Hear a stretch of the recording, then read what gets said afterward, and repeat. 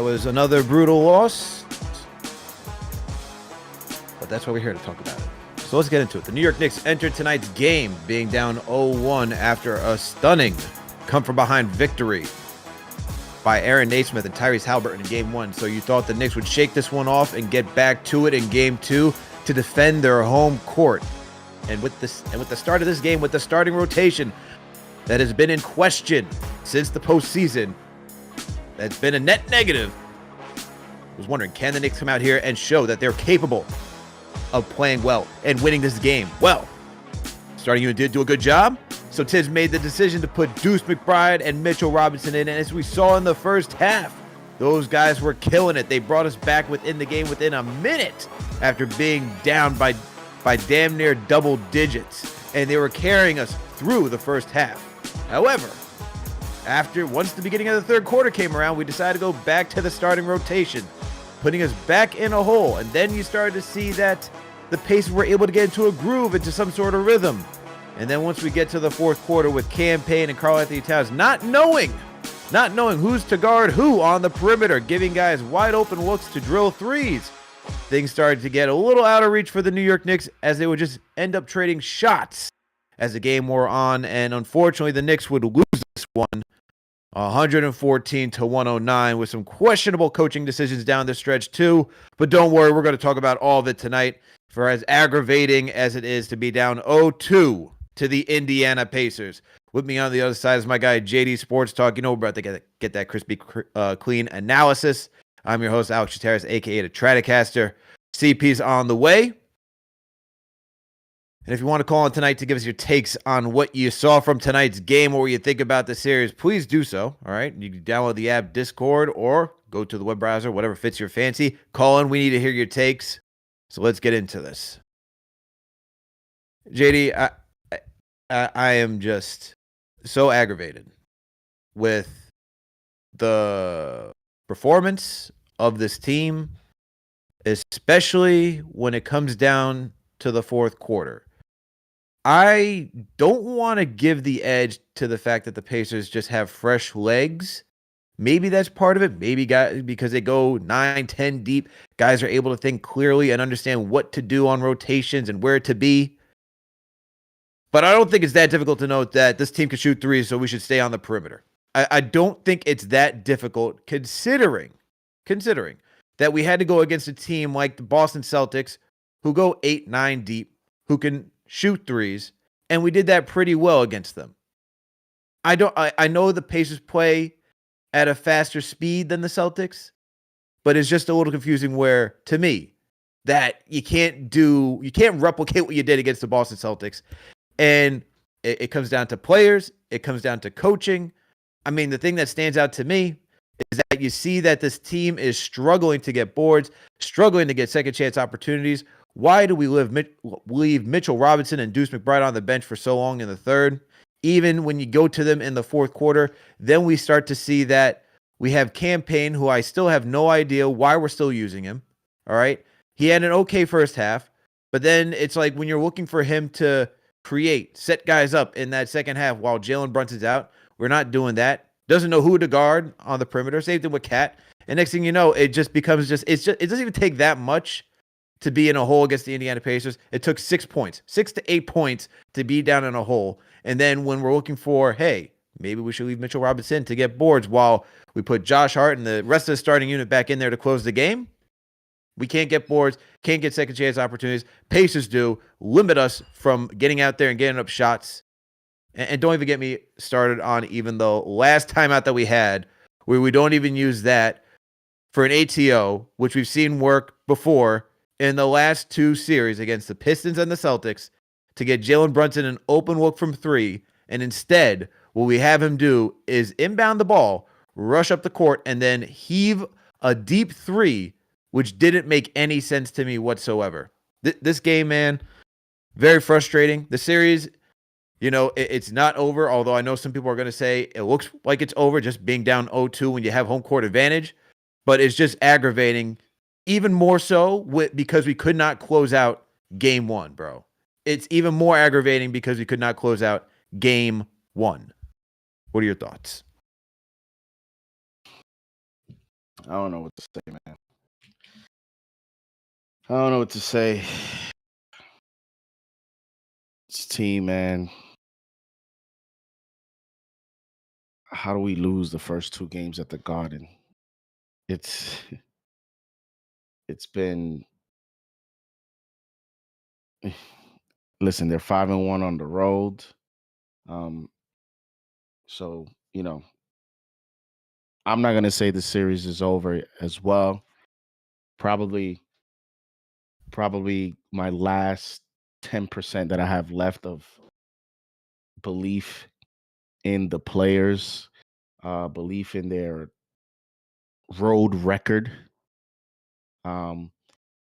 Seeing that at the end of the day, Cleveland won game 3 in Indiana, and you think if we can just win game 3 as well and just put ourselves in that back to that position of game 4, same thing, Boston did to us. And then it was right back to that position in game 4 where Tatum was heroic. And for about 45 minutes, that game was a toss-up. Right? It's putting yourself in that position of we're the Boston Celtics now. Now we're just asking to win game 3, which Indiana, again, did lose last round when they got Mobley back and they got DeAndre Hunter back and they got Garland back for that game. Obviously, you saw what happened in game 4, but again, Celtics were there were a few minutes almost. They almost pulled it off too. And so that's all I have left for you guys. That's all I have left. It's all we have left for this series is can we find a way to put ourselves in that position to where, you look at these first 2 games, it's a 5-point game tonight. It's a Hail Mary in game 1. You were still up 4 in overtime and still blew it. So this is not like we lost the first 2 games in blowouts. And that's all I got in terms of hope and any optimism and any miracle. That's what I got. As far as how we got here, as far as the margins of a 5-point lead and 5-point loss and how we got to this point, bro, I don't know where to start, man. I don't know where to start with the players. I don't know where to start in terms of the coach. There's a lot of blame to go around. And I'm just shocked, man. I'm shocked at the way this team has played at Madison Square Garden. I'm shocked at just the slow starts, which I think at this point you have to look at the coach for that as well, because the starting lineup, they've been telling us all year, we ain't it. We're not it, coach. They've been telling us all year. The analytics, the geeks, the straight A students, the research, the casuals, the diehards, the opponents, the opponents, everyone that's 6 feet under, everyone, dead or alive, has been telling us, start a lineup ain't it. The media asked them, start a lineup ain't it, coach. What you gonna do? Well, you got to look at the whole thing. That's what he said. You got to look at the whole thing and how everyone works together. Well, one thing we do know, that lineup, they don't work well together. And we still throw that lineup out there. It is absolutely baffling. And we'll get to all the rebuttals and all the, because there's a lot of acknowledgement that has to go. There is a puzzle here with an imbalance that's going on with this roster, with a few players that are your best players, but also your weakest defenders. So there is some of challenges that not only this head coach, any head coach will have. However, when you look at the margins, there is a way, only one way, to counter that. And the head coach has not done that. He's done it in spurts throughout the game. But then again, you cannot keep going to the lineup you're supposed to every time we're down. Or better yet, it's going to happen now, guys. Oh, we're down 2-0. It's going to happen now. And that's what I hate about it. It's going to happen now instead of happening before. That's what I hate about it. I bet you now it's going to happen. And the funny thing is, it still may not. But I'm counting that it will. I'm counting that at this point, it's going to happen. You think it's good? You think that Tom Thibodeau is going to change the starting lineup and put Mitchell Robinson in that starting rotation, and who bench Josh Hart? Is that what you're counting on for next game? Because I don't see that happening, bro. I think there's a little bit too much stubbornness at this point where he's going to look at, you can show me all the data, but then it's like, oh, well, I came here through 51 wins, so why should I even change the starting lineup? It's worked at this point, even though we watch even today, like legitimately today. Let me pull up the play-by-play stats right here to give us an accurate reading of what the team looked like while we had that starting rotation in there. We were down 16, what was it? It was 14-6. 14-6. As soon as you bring 19-9. It was 19-9 with 5:19 to go. Mitchell Robinson enters for Karl Anthony Towns. You then also bring in Deuce McBride. Happens. By the end of the first quarter, we are talking about a tied ball game, damn near. Knicks actually took the lead, 26-24. That's the impact of Deuce McBride and Mitchell Robinson.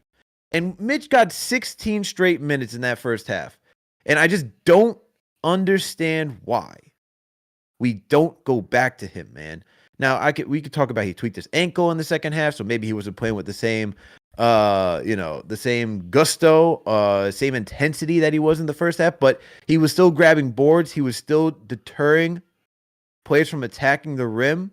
Forget the one broken play that he had today, which was Miles Turner getting an open three, because we're not going to put that blame on him because it came to broken players prior to that, and now we're going to him, looking for him to fix everything. We take out Cam, we take out Cat to put guys back in to fix things instead of being ahead of what the issue is, which we've seen now for all these series. They just get down, man. Certain lineups just get down, and we need defense out there and offensive rebounding to keep us in this game. Not everyone's going to hit all their shots. Bro. But I'm just getting back to, I do not see the starting lineup change. I think what he's going to do is say, I'm going to stick to my guns, and if I do any different changes, it's like what we saw tonight. I'll just play Mitchell Robinson and Deuce McBride for like a long runway of minutes in the first half or second half, and that's how I'll go through it. And listen, I don't care. Kill me if you want. I don't care. You know how politically correct takes go around here. Yeah, we beat the Celtics. Cool. The head coach gets credit because we beat the Celtics. We were also down multiple games, 20 points, and again, there was no adjustments being made. And going into these playoffs, one of the private conversations that I had with another Knicks content creator that I won't name because he probably doesn't want me to name him, but one of the concerns we had is this very thing is, do we have enough, aside from the challenges from a again, and we're going to get to that, aside from the challenges we have from a personnel standpoint, that first you have to acknowledge will be a challenge if this roster stays the same for any other head coach, young, veteran, rookie, however, there's some challenges here, right? With that being said, when you have those challenges, do we have enough from the head coach, from the coaching staff, that will lead you to believe that we can find ways to counter or overcome that, or at least put us in a position where the players will decide the game? And one of the concerns we had was, bro, with this head coach, how stubborn he is, the players may have to outplay their ceilings to overcome the deficiencies that you have from the head coach. And that's what that's in part, on some respect, what I saw from in the Celtics series. I mean, Jalen Brunson was heroic. He's not the best player, being the clutch player of the league. So that's your player overcoming any deficiencies and lack of, lineup adjustments and changes from the head coach. And to me, it was Mazzulla just being flat out arrogant when it comes to the 3-point shot. And then in this series so far, you're seeing a team that understands that if we do a draft, the first 6 players, 4 of those New York Knicks players. A team that understands we have to leave ego out the door. A team that understands, and when I say team, I also mean mostly Rick Carlisle understands that about his team. Just look at everything he threw tonight. Rick Carlisle threw the kitchen sink tonight as if he was down 0-1. Rick Carlisle goes out there and plays Tony Bradley. Tony Bradley, a guy who's got like 2 10-day contracts this year, never played, hasn't played in these playoffs. And just because he looks at Tony Bradley and says, he's taller than Bryant. He's heavier than Bryant. He has wider shoulders. We need to do something with this Mitchell Robinson guy. Something. I don't care if I have to pick up a fan and give him a Pacer uniform. Are you 7 feet? Are you 260? I'll put you out there. Rick Carlisle did not care about the last time that this player played so much. He was worried about how can I adjust and match up against this Pacer team. And he did that. Fouling Mitch with 3 minutes left, looking at anything, matchup hunting. He switched up a little bit. He got a little bit Celtics oriented there in a few possessions where they were matchup hunting the New York Knicks. Rick Carlisle has been schooling us so far in this series. And Schooling. And that's what's frustrating, Alex, is he throws out a guy like Tony Bradley. We can all laugh at him for doing that, but it's like, what do I got to lose? It's the playoffs. I need to do something about Mitchell Robinson. And that is what we don't do. When we see somebody going off or doing this or do that, we don't adjust to it. We allow others to dictate the game. And you know when we dictate games? We dictate the game mostly when our offense is going off. When our offense is going off, that everything is flowing, that's when we're able to dictate some of the terms in basketball games. And the thing is that the offense was still going. Pisses me off. The thing is that the offense was, might not have been that we've seen this offense play, but they still put up for 100 points regardless. If you're able to do that, you should be more than capable of winning a game. But the issue is that when you start going down, and this is where it's like, it's not just Tibbs, right? Like it's everybody. It's everybody. This entire thing is on everybody. Yes, in these type of matchups where both teams they do not have both these teams. Shout out to Caitlin Cooper. Shout out to Alex Golden.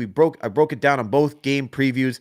Both teams don't really have the answer to completely stop one another. Like, we don't have the slowing down the speed that they play with, and they don't have the capability of stopping down the strength that we play with, which is actually being a brutal force. However, when you are playing when two teams are playing and it comes down to we don't have any answers to how to stop each other's play style, you got to play by the margins at this point, as you're talking about. And we're not playing around the margins. And so when I see stuff where it's like going to that timeout, bro, and I'm sorry, it just bothers me that we didn't use that timeout where it's like, all right, so what's the idea if we don't use this timeout? Because the last couple of possessions, we've just been out rebounded. Not once, not twice, sometimes 2-3 times in the last couple of minutes where they're getting second chance, third chance opportunities and get it back to Halliburton. Why are we not, with the game on the line, you are down by 3. You are looking to tie it up. Why not call a timeout and just say, let's get our best look?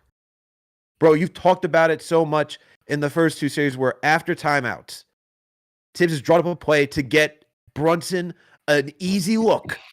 And instead, what we do is just allow the ball to be checked in, and then you put him in this opportunity. You put him in the situation where now you're giving the Pacers the opportunity to foul and to potentially send to Brunson's thinking, and then he heaves a three, man. He heaves the deepest three possible, and it's like, what are we doing here? Then the Pacers get the board, and now you're like, okay. And now that we got to right foul. there, Alex. Now we're wasting time. Now you wasted a timeout. And all those points you're making there, that's how you counter the fact that we have our two best players are our worst defenders. No, I'm not going to give you a solution of how you solve it because there's not much you can do to solve it. So you're not going to come at me and say, JD, but yes, I acknowledge that. It's a problem. The build is an issue from that standpoint. Cat was absolutely awful tonight.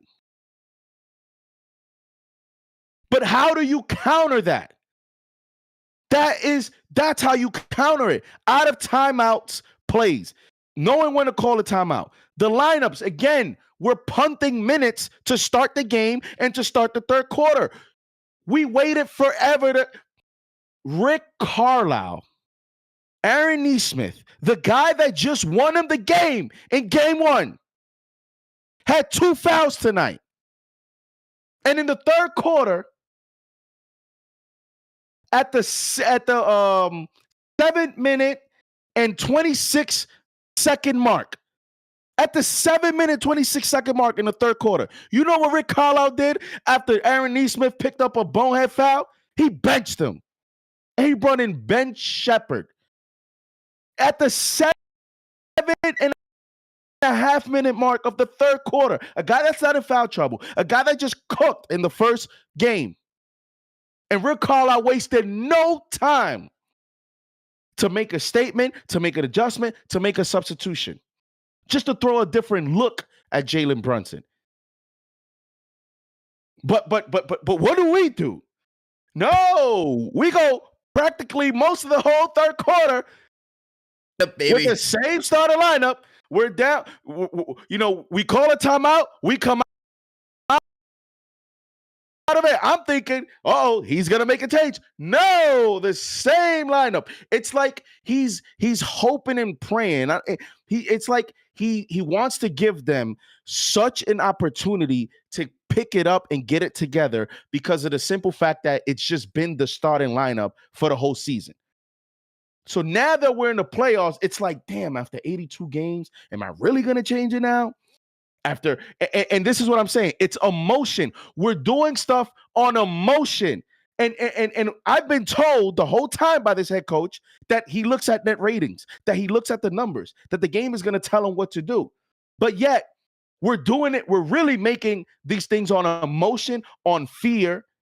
And the simple fact that I get it. Oh, you beat the Boston Celtics. We came back from down 20 in 2 games and we won 2-0. It just looks weird, JD, to make a lineup change after we just got to the Eastern Conference Finals for the first time in 25 years and we got it. And somehow we're still doing it. So, bro, none of that.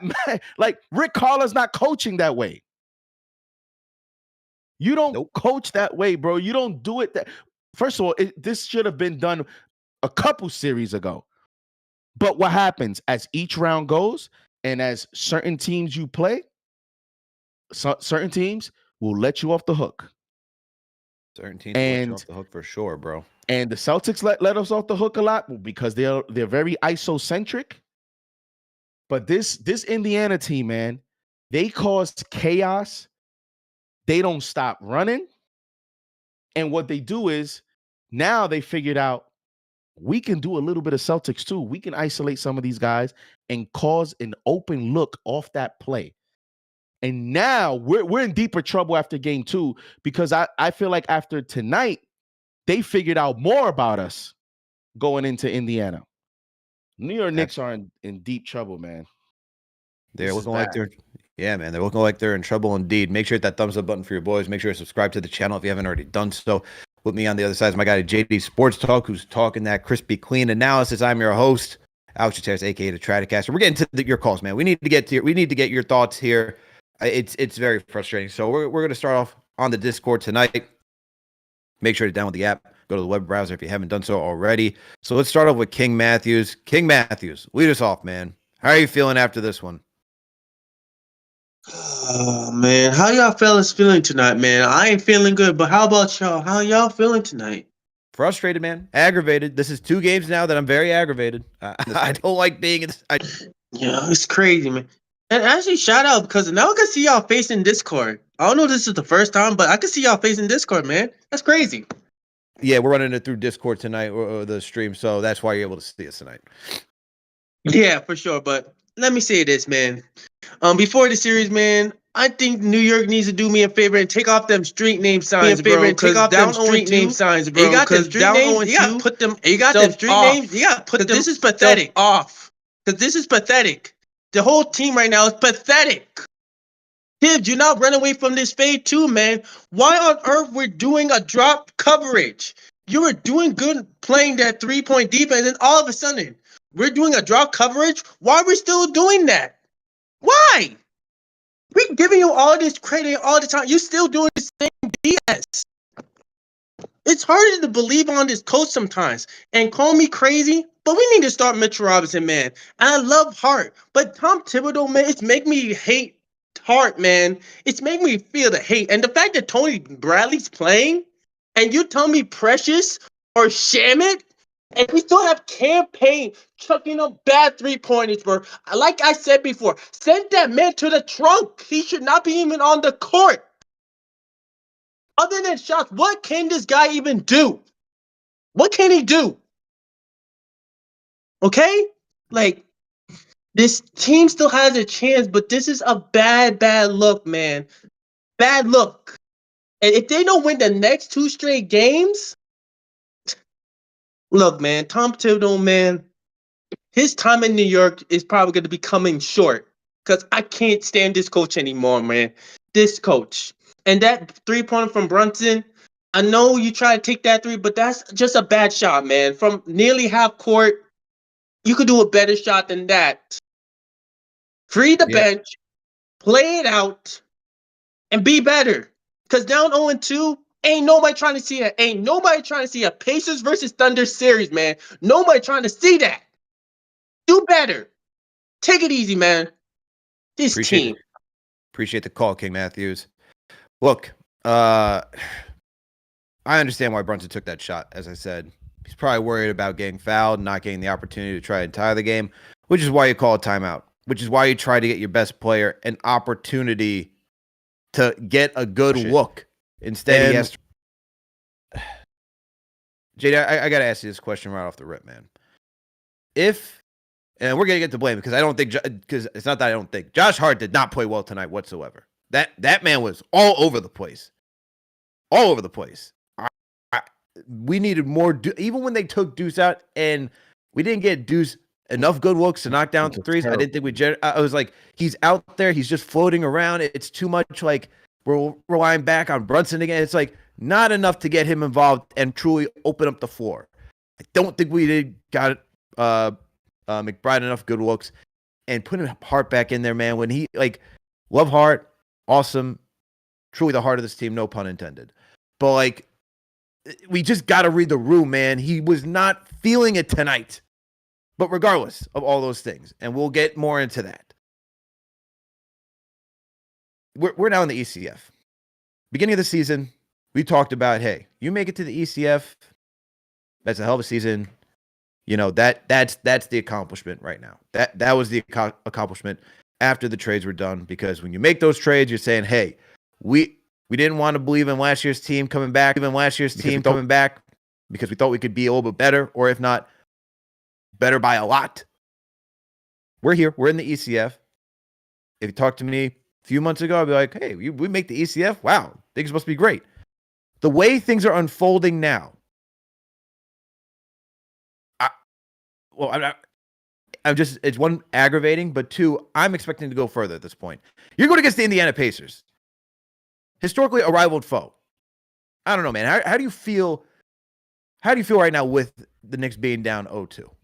Like in the sense of like coach's job security. Are you looking for more now since we're in the ECF? Like what's the standard at this point? I mean, the standard at this point is you don't get your ass swept.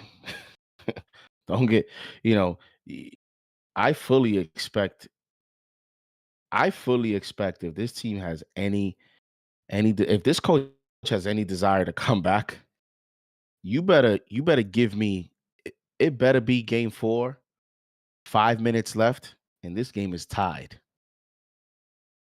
And we're back on our seats thinking, oh my God, if we can pull this game off and come back to the Garden, which at this point, Madison Square Garden is not a home court advantage.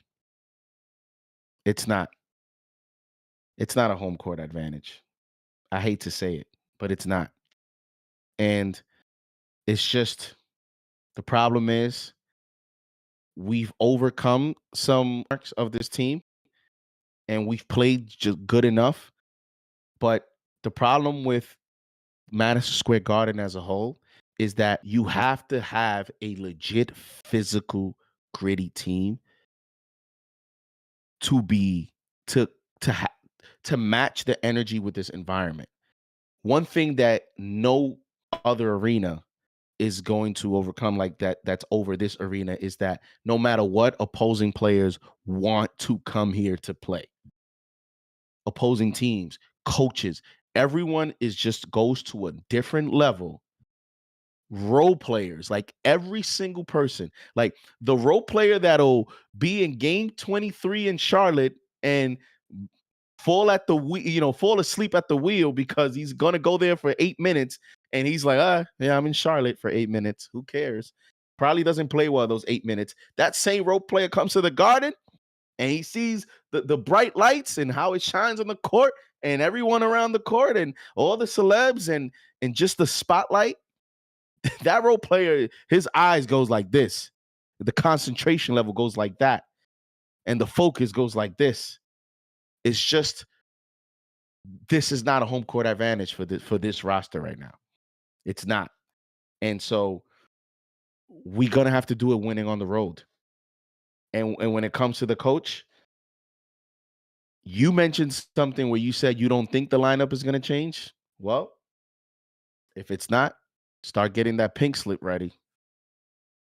Because how can you what are you going to do it down 3-0? You think because if we're down 3-0 and now you start making some lineup changes and we win a game or two, that wouldn't do anything to me. That wouldn't move me. Because that means like now in an elimination moment, that's when you're going to start. I mean, the players might roll their eyes at that point. They might be like, oh, now you're doing it, coach? And you want us to now what? Come back 3-0 and respond? You waited to 3-0 to make these adjustments? Nah, we're good. We're going to Cancun early. So to me, it has to come game 3. And to me, it's a game too late. But nevertheless, if this you can ride a little bit of like private locker room momentum. And when I say private locker room is obviously nobody on the outside is going to believe, but on the inside in the locker room, you make some changes. You tell the team beforehand so they can mentally prep. Listen, this is what we're going to do in Indiana. This is how we're going to move forward. Now you allow a team that plays well on the road to mentally prepare themselves. And maybe that unity and that toughness on the road can help them steal a game. And then again, you just want to get it to game 4. And then you have your best player here with Jalen Brunson. And you throw your shots and see what happens. Because then Indiana will have the pressure. And let's see how they respond to that. They play tonight with house money. And the problem with the way that they won game 1 is that it's just hard to come back game 2 and not be excited to play at the Garden.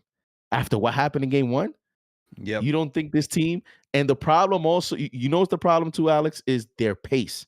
A team that plays with that pace, it's hard for teams like that to have letdown games because it's required for you to play this way. It's a system requirement by Rick Carlisle to immediately play fast. Every the Knicks score, you're looking down court. It's like the Kansas City Chiefs offense. We're always going to throw the ball down the field, no matter what. Like, that's our first read is explosive plays. That's the way Indiana plays. Their first read is the explosive play. And what's the explosive play on a basketball court? Is right off a scoring bucket. They're looking down the court to see if someone is beating you down court. How many times did we see that at night? How many times after we scored, we can't get back? Tough, man. So Josh Hart was awful, man. Awful. He's been awful this series. This is not a series for him. Josh Hart is more for a Celtics series, a Piston series, a slow it down, isocentric team where his efforts and his hustle can now be more impactful.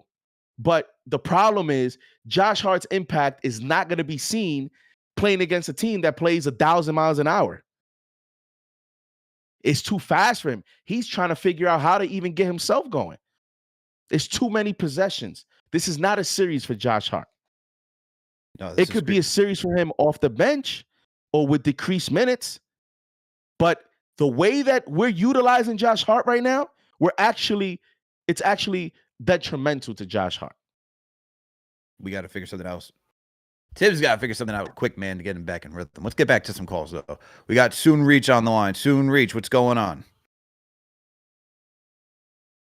What's going on? Y'all can hear me? Yes, sir. This is your show. What's happening? Yes, sir, man. I was here the other day. First, I'm gonna start energy, right?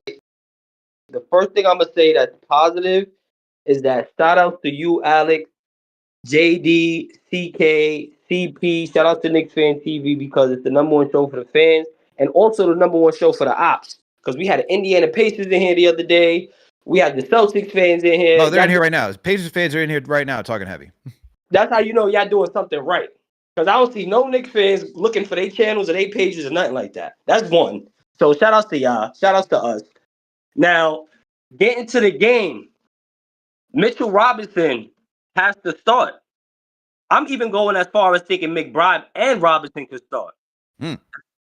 Let's do Robinson, OG, Bridges, McBride, and Brunson. I don't know. Or Cat, Mitchell Robinson, OG, and McBride, and have Bridges and Hart come off the bench. We gotta figure something out. We gotta switch it up.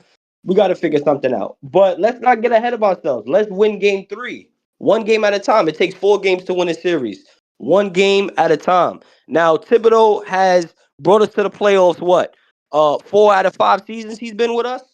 Sir. Let's focus on what we have right now. Let's not talk about the off season. Let's not get ahead of ourselves, right? Because the off season comes, we could add a piece, we could get a new coach, but let's focus on what we have now. We go in Indiana, we win game 3. And then we go from there. And then after that, who knows? We could tie it up 2-2 and come back home and change things. Now back to what JD is saying. It's kind of like everybody rise to the occasion in MSG except for us. It's like our lights are too bright for us.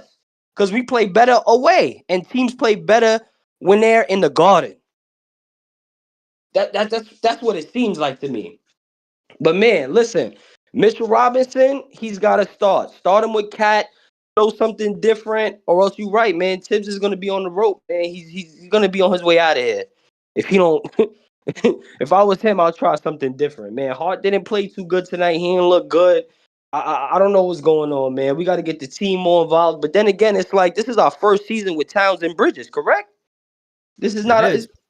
You know what I mean? And we went to the Eastern Conference Finals. We here now. We can't just be happy that we here, but we got to understand that. This is our first year with this team, and look, this is the furthest we've been in 25 years.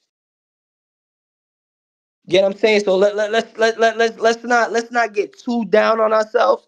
I know before I had way more energy. I'm like, man, the Knicks could win 4 straight. See, now I'm down 0-2. Now it's you remember I called the other day. I said, yeah, the Knicks could win 4 straight. Now we down 0-2. But it's not over. Let's win game 3, one game at a time. And I feel like during the season it's more so on the players, but in the playoffs it's more so on the coach to see what the coach has, like strategically. Yeah, and we'll see what Tibbs. Yeah, we'll see what Tibbs and the crew are able to do in the next game, man. As you said, one game at a time. Appreciate the call, Soon Reach. Yeah, man. Shout out to y'all. All right, that was Soon Reach saying 1 game at a time. Let's go into game 3. Rate that call in the chat, man. 1 being trash, 5 being facts. How do you all feel right now? Do you like the positivity that Soon Reach is talking about, or are you all in doom and gloom right now? I need to know how you're all feeling. I need to know. Need to know. All right, man. Let's get to another call. We got Zach in LA on the line. Zach, what's happening, bro? Dude, I'm not doom and gloom, but at the same time, I'm definitely pissed off with this game, man. I mean, that was one of Rightfully the so. worst. That was one of the worst fourth quarters I've seen the Knicks play in a long time. I mean, they left every single weak side corner open for 3. Put ourselves every time we had a possession where we looked like we were coming back in the game. We went lackadaisical on defense and just gave them an opportunity to, rack up scores and then have us to come back. You can't play that way. Secondarily, JD, you mentioned, honestly, Tibbs is, and I'm not a Tibbs hater, but dude, the man has to do something different. He completely is killing us with his stubbornness. Campaign coming in and just looking like the one pass to Mitch was the only thing he contributed. The turnover on the baseline, tripping himself. I mean, the turnovers were really bad too, and they happened at really crucial points in the game too. Those 12 turnovers were terribly placed, and they caused us to really, put ourselves in a bad position. So it was a bad loss, man. This looked like a team that obviously it was a 5-point game, so it's we didn't get blown out, but this was an opportunity to, recapture a series, make sure we're going to Indiana 1-1, and we played terribly, and we were coached terribly tonight. Yeah, Zach, and appreciate the call, my man. It was tough to watch. Appreciate you always tapping in, my man. Look, it's this. I really just don't get it, man. I truly just don't understand what we're looking at this point that is so different from what the coach is seeing. I don't know, like, is it like how much trust can you have in your players when you've seen enough throughout the regular season that there are just some matchups that work and some that don't?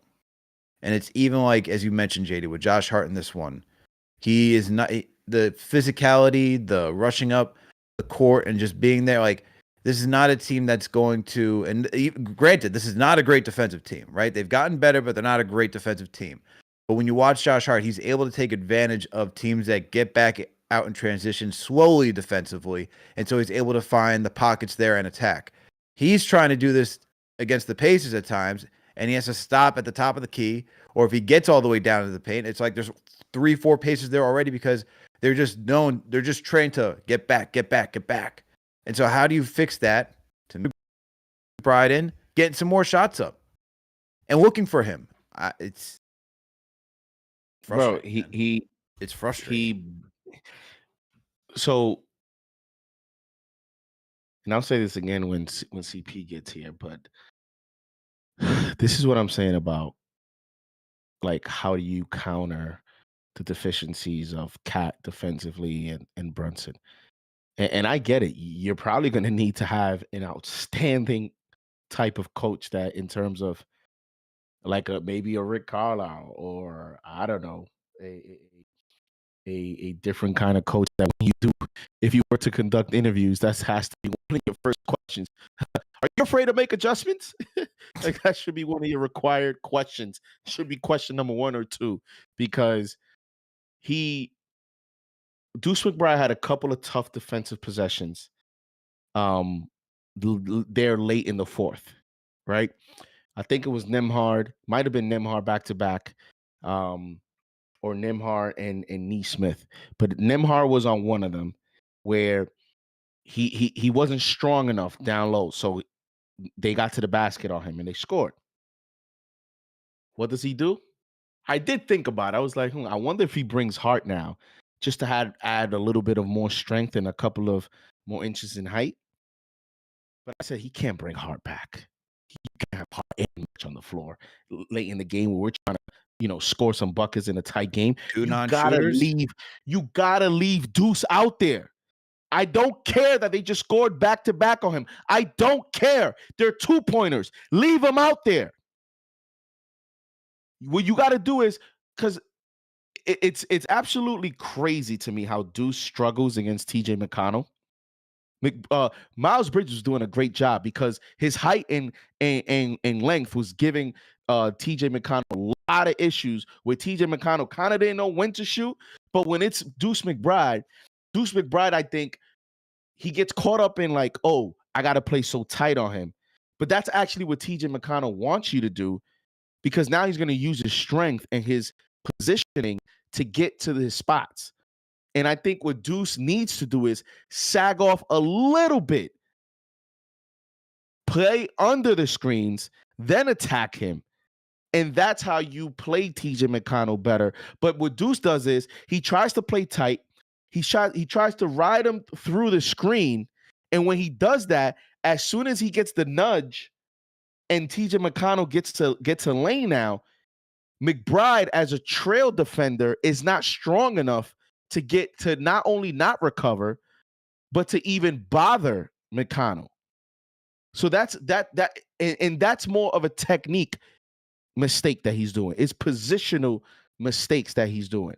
And that can be coached up, right? That can be adjusted. But what does he do? He still benches Deuce and brings in Josh Hart.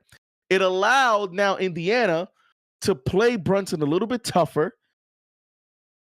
And what happened now is we actually got worse defensively. We actually got worse. I didn't understand benching Deuce in that moment. I did not understand. We need spacing. I did not understand that last. Look at that moment right there where Brunson was trying to get off the three. They completely ignored Josh Hart. You thought that was a busted coverage? You thought that was a blunder by Indiana? They didn't give a damn about Josh Hart scoring a 2-pointer. They gave the Knicks that. But you know why that happened? Because Josh Hart was on the floor. So the Knicks fan, the casual, sees, oh, we got a 2-pointer. Let's foul now. But Indiana wanted to get into that type of game because now as the seconds start to wind and it becomes more of a time situation, you're giving Indiana options of now fouling you and not giving you the 3-point attempt, or you don't have a timeout. Now you got to go full court. Now you got to rush a 3. And that's tough. That's we limit ourselves with our decisions, Alex. I don't get it.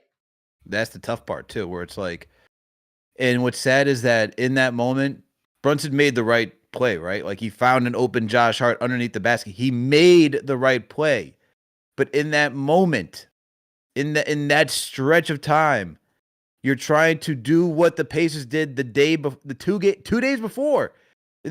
No one is thinking, hey, you know what we need to do? We need to figure out how to get in the paint because we're down, 14 points or whatever. We got to start hitting threes. And with this team, the Pacers I'm talking about, as Zach said, like we lost by like it's 2 days in a row, it's 2 games in a row where you're losing by 5 points or whatever, single-digit points. But when you play this team, they're not going to beat you by double digits. And the 5 digits and the single digits you're losing by feel like 10 or 15 because of how they play. Because once they get a lead, they move at such a pace that you have to work twice as hard, especially for a team that doesn't have the same depth, that doesn't do the same things as what the Pacers do, which is when they run a set, they have multiple actions. We don't have multiple actions. We don't go through like, all right, do this, cycle it back out, keep bending the defense. As Caitlin said on the game preview, shape-shifting what the defense is giving you. That's what the Pacers do. They consistently change what the shape of the defense is looking like, creating open opportunities. The Knicks don't really do that. Once we try running our set, it's like, all right, guys, now we got to figure out who's in ISO is going to figure out the score. Is it going to be you? Is it going to be you, Bridges? Is it going to be you, OG? There's no real like fluidity to what the offense actually looks like. There's no backdoor cuts. There's no another set that you're running. And it's like, all right, now that the first plan went away, what's the second and third alternative, which is are we going to give? Who are we going to give it to go create their own shot? Which Brunson could create his own shot. Everybody else has to be set up to, because they're not that. They're just not creators like that. They're not in that same category as Brunson, who can create their own shots. And if they were, this would be a different story. It'd be a different look. So tough, man. Absolutely tough. Let's get to Knicks Fix, though. Knicks Fix, what's happening? JD, Alex, what up, guys? What up, man? What's going on, man? I know you got some thoughts. Got some thoughts on the coach tonight. Bro, yo, I was in the building with my boy. We went to watch a game tonight. Yo, this is the angriest I've been, like, for the past 3 years. There are 3 reasons why the Knicks lose, right? The first reason is Tibbs. If you're gonna play Cat, you must have a big back there that can cover for him. So you got to play him with Mitch. That's why you send Hart to the bench. Hart is not a starter. He's not a starter. And I know he's a Tibbs guy, but this is it. Like, yo, he gave us 2 points in the first half. That's it won't cut it. That's the first thing. The second thing is Cat sucks defensively. There's no movement. He is the worst defender I've ever seen. Watching him live is even worse. I know I defended Cat the entire year, but yo, Cat is greater than Randall and Devo, right? He's better than them, but Giannis is greater than Cat. Like, I know we don't want to discuss the offseason, but there's moves that got to be made, man. You're not going to win a ring with this. The third thing is this. Like I've been saying all year, where's the offensive creativity? Where? We don't even run. Forget about offense. Defensively, we don't even have different zone. We don't run 2-3 zone, 3-2, 2-1-2. There's nothing. It's just switch, and they target the mismatch all night. Halliburton targeted Cat. So then they dump the ball down low with McHale or JB on Siakam. It's over and over. That comes down to the coach. No matter which way we want to slice it, we are very close to a ring, fellas. And if they don't change the coach, they won't win. And you got to ship out Cat. If the Giannis trade is there, you make that deal. Appreciate the call, Knicks Fix. Knicks Fix is heated, baby. Knicks Fix is heated. Said this is the angriest he's been in 3 years. What up? I'll say this again when CP arrives. The Knicks starters are minus 29 in this round, and they're minus 81 in the playoffs. That is nasty. How are we this far? That is truly overcoming some even after the Celtics series, I had read something about how this is like the Knicks are like this is like historic, like how we're over, like, you know, we're getting this far, we're continuing to somehow do it, and with that type of data, like, it just doesn't lead to success, and somehow it has. But then again, when you look at the heroics of how we did it, I get why we're here too. Right? Yeah. When you have the clutch player of the year and the comebacks and all that stuff, like, it's quirky ways of how we've gotten to this point. And yet somehow the head coach doesn't see, and it's just like, hey, we got a dub, so let me keep going, instead of seeing like, yeah, we're winning, but something is just not clicking right now. And I need to get ahead of it before it becomes a problem.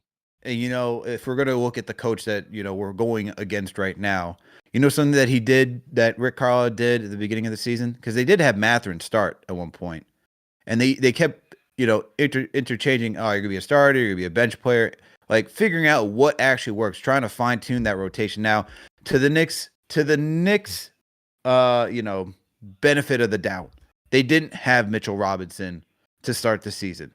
Maybe things could have. Maybe I'm just gonna say maybe things may have been different if you had Mitchell Robinson to begin the season. So I will put that out there as an acknowledgement. You know, they did have Jericho Sims, not the same impact as Mitchell Robinson. So when to try new things, to test new things, the only other thing that you could possibly ask for is, did you want Ariel Hukporti to get more minutes, who then got injured at one point, so he wasn't able to finish off the season anyway due to a meniscus tear.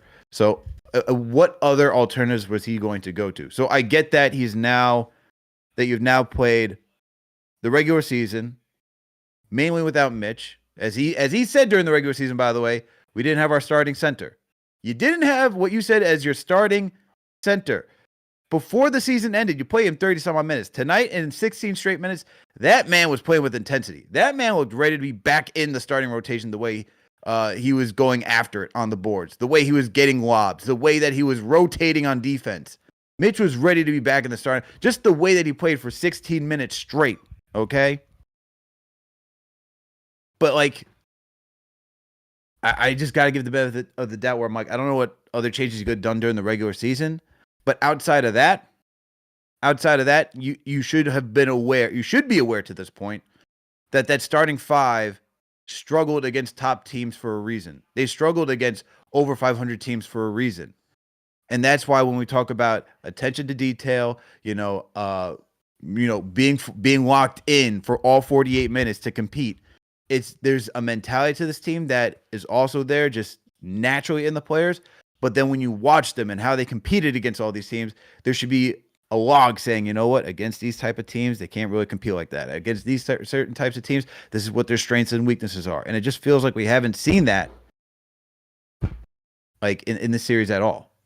And really, like, even even though the Knicks won against Detroit, I didn't necessarily think that was Tibbs' best coach series. Boston was much better, but I just did not think that was his best coach series. But look, man, it's not just the coach. It's not just the coach. It's the players, too. And we talked about Josh Hart. Karl-Anthony Towns was rough, bro. Defensively, he was rough tonight. It was just, like, anytime he was put out on an island, the only player that he had just any sort of semblance of just guarding well was Siakam for stretches. And I'm like, even then, it was like he still got his. And so I thought Towns was it was tough, man. Because if you're going to rely on him as your starting five, it's just not going to cut it. And you can't leave him out there for that long without Mitchell Robinson next to him. To me, this was his worst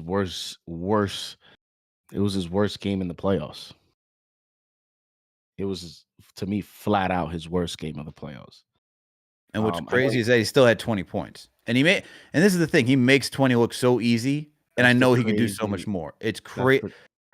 That's what's so frustrating and so tantalizing about a player like that he is one of those rare, they call it effortlessly talented players.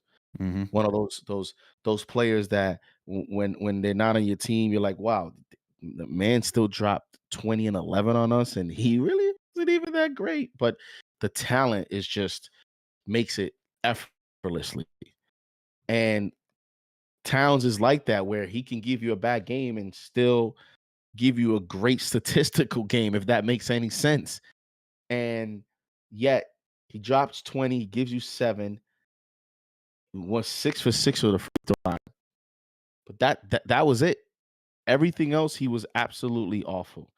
And what's frustrating for me about Cat is there comes a point where it's like, hold yourself accountable a little bit more. Like get up to the challenge, right? Like all this miscommunication, all the you should have been there. You should have been like, no, you take onus and you rise up and, bro, let's play ball, man. And you could tell that he was getting frustrated because there was a possession, I think it was in the third, where he did some weird fadeaway. Yo, that was with the campaign minutes. I was like, what shot is that? That type of shot selection tells me he is out of it. Like his awareness is gone for the game. He has no idea now how to play ball tonight. Like he has no idea how to get himself going.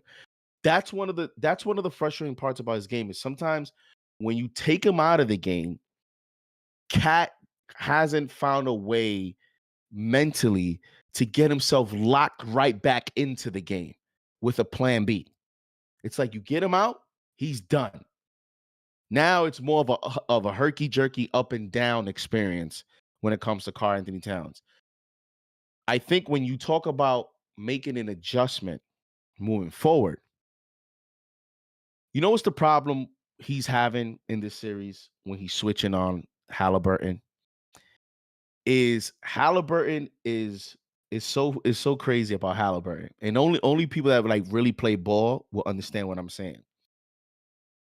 Halliburton is not like a Kyrie Irving. He doesn't have like handles in terms of crossover moves. He really doesn't. But he is so skinny and he's 6'5" as a point guard. And then he dribbles high. He doesn't notice his technique. He doesn't go low when he dribbles. He stays high. Like his back, he stays like upward.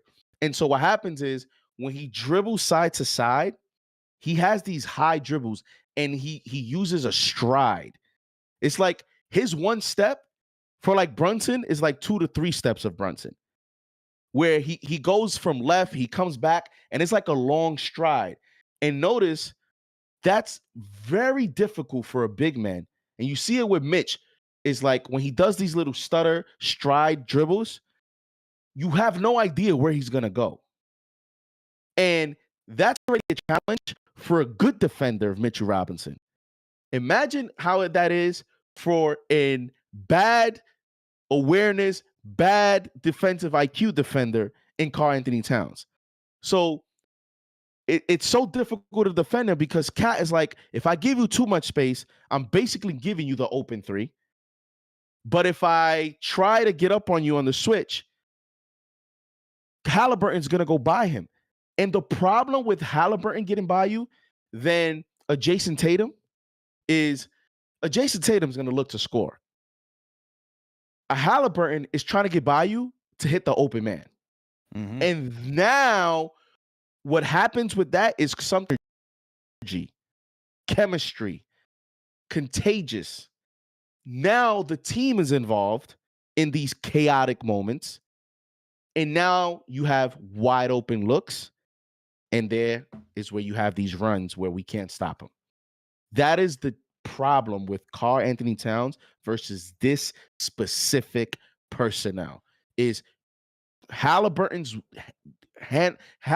dribbling ability it's hard to diagnose what he's going to do because of his long strides.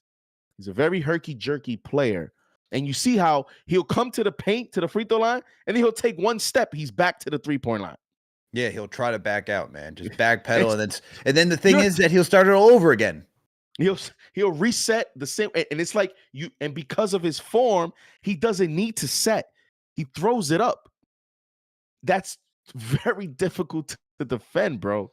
So the Knicks, the Knicks, to me, the only way you could do it is honestly, you're gonna have to switch, and you might just have to play Halliburton to the left, like play him to a side.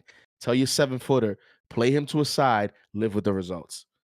I honestly, that's why I told you the way that this head coach counters it is what he can control: lineup rotations, starting lineups, those type of things. Because on the court, I am acknowledging this is a big challenge for this head coach figuring this out.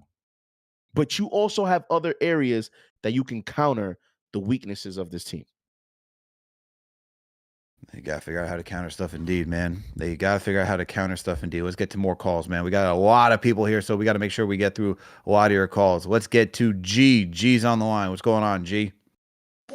What's going on, Alex and JD? What's happening? How are you feeling today? I'm disappointed. I never thought we would be down to 0-2, but we're here. Hoping we could steal a game on the road like we've been doing this whole postseason. But I wanted to ask you guys, what do you think about us trying zone defense? Try something different on defense, because the switching's not working either. Cat looks lost. He's in an island doing salsa. I don't know what he's doing.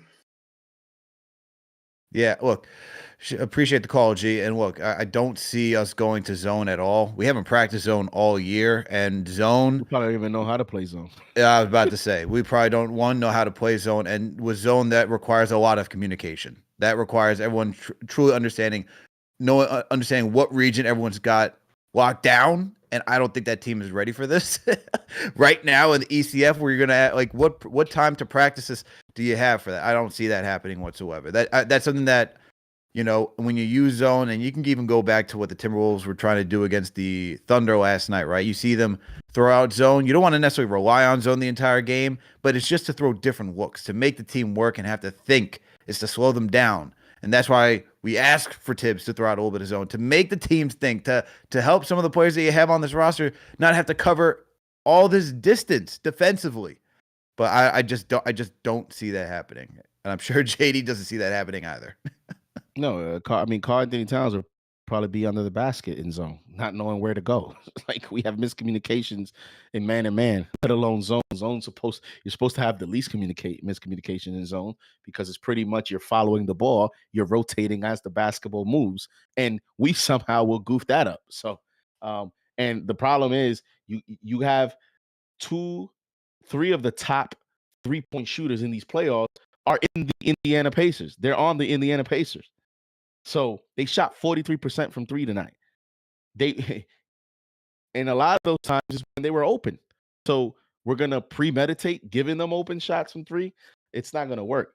Like I said, it's frustrating, Al, because sometimes we get into these moments and we overanalyze, and it's like, bro, we were up 16 game 1, man.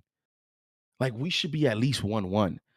And it's like we get to these moments, so we overanalyze. Now, like, I get it, the Cat defense. Was that that much of an issue game 1 when we were up 16? Was I hearing that when we were up 16? No. But the thing is, and we were playing their game. I will say, though, it did take a step back tonight, though. It did look like it took a step back tonight. Oh, like game 1, though. It was like, at least it felt like in game 1 there was a little bit more effort being played defensively. I mean, even OG tonight, man. I mean, you look at the numbers. He played well, 6 of 11 from the field, got you 16 points, 2 of 6 from downtown, 2 of 2 from the free throw line, got you 5 boards, 1 assist, 2 steals. I thought defensively he's been out of sorts. I mean, his assignment, Pascal Siakam, dude just waltzed right in and put up 39 points. And what's so crazy, I had this conversation with Caitlin Cooper yesterday. I was like, who's the guy that's going to have to come through for the Pacers in this game tonight? And I was like, who's it going to be? Pascal Siakam? And she's like, yeah, it has to be Pascal. And sure enough, he did it. That man went 15 of 23 from the field. Talk about efficiency. 15 of 23 on OG? Bro, either behind closed doors, you were getting that workout in Toronto.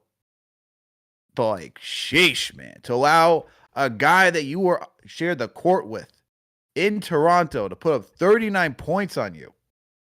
15 of 23 from the field. This man's not even a great 3-point shooter. He's improved this season, but 3 of 5 from downtown? Nah, man, that's disrespectful. That's absolutely disrespectful. OG has not been great defensively, nor has he been really great offensively. It's fine numbers from a stat sheet perspective, but where you need him the most, like to knock down like those big threes as he was doing in the last 2 series, he hasn't done that yet, man. Still looking for OG to get into some sort of rhythm, but I thought defensively he was incapable of just sticking with Siakam. And look, even when they would switch to get Bridges on Siakam was more than happy to get that switch too. More than happy. It's tough, bro. Absolutely tough. Let's get some more calls, though. We got some more calls on here. Let me just pull it up. We got Blaze. Blaze on the line. What's happening, Blaze? Yo, what's up, guys? What up, man? Tonight? Frustrated, man. That's just going to be the theme. Just being frustrated. Yeah, I feel that, y'all. I mean, I think it's important for us to remember we lost when we were up 2-0 last year. And, like, while I understand injuries were, like, a large contributing factor, we just can't count ourselves out yet. You know, things can always change the rest of this series, and it's going to start with the lineups. You know, Tibbs needs to go with what has been proven thus far. I love Josh Hart. I really do. But we need Deuce out there so bad, man. He's just proven to be just a more positive factor so far. And Mitch's presence on the court, just always providing second chances for this offense. I mean, I love Cat too. I mean, that he's 3rd team All NBA. But his defense is just such a liability. It's just so hard to watch. And we just need a little bit of killer instinct with this team, man. We just need to figure out what we're doing. I suggest we put that picture of Halliburton choking like inside the locker room. Maybe give them some motivation. But I don't know. Keep the faith, fellas. Appreciate the call, boys. If they need a photo of Tyrese Halliburton in the locker room to be motivated, I got some serious concerns about this team. I hope you don't need that. You're in the Eastern Conference Finals going against the Indiana Pacers. If you're just for these guys, if you're a historian, you should understand to the fan base what it means to go against the Indiana Pacers. As I talked about on Knicks Weekly, this is a team that has haunted you, that has stopped you at every single route to get to the next step of your journey. Whether it's been trying to get to the ECF or get into the NBA Finals, going all the way back to 2000. Try to get to the NBA Finals, didn't happen. When you had Melo on the team back in 2012, 2013, trying to get to the ECF, didn't happen. Last year, trying to get to the ECF, sure, they had injuries, didn't happen. This team has just been a roadblock. And so there should not have to be any photo needed. Zero. They should naturally want to have that killer instinct. These guys talk to each other all season long. These guys were on Team USA. Hart, Bridges, Brunson, Halliburton. There should be enough pride and ego that they want to go compete. Come on, man. I'm not angry at you, boys, but I'm just like, these guys need more. These guys just need to come out there with a killer instinct. You cannot give these guys, you can't give the Pacers any inch. And they're doing that. They're doing that. And it's sickening. All right. We got some super chats here. I want to read some super chats before we get too far behind in this. So let me start that off. All right.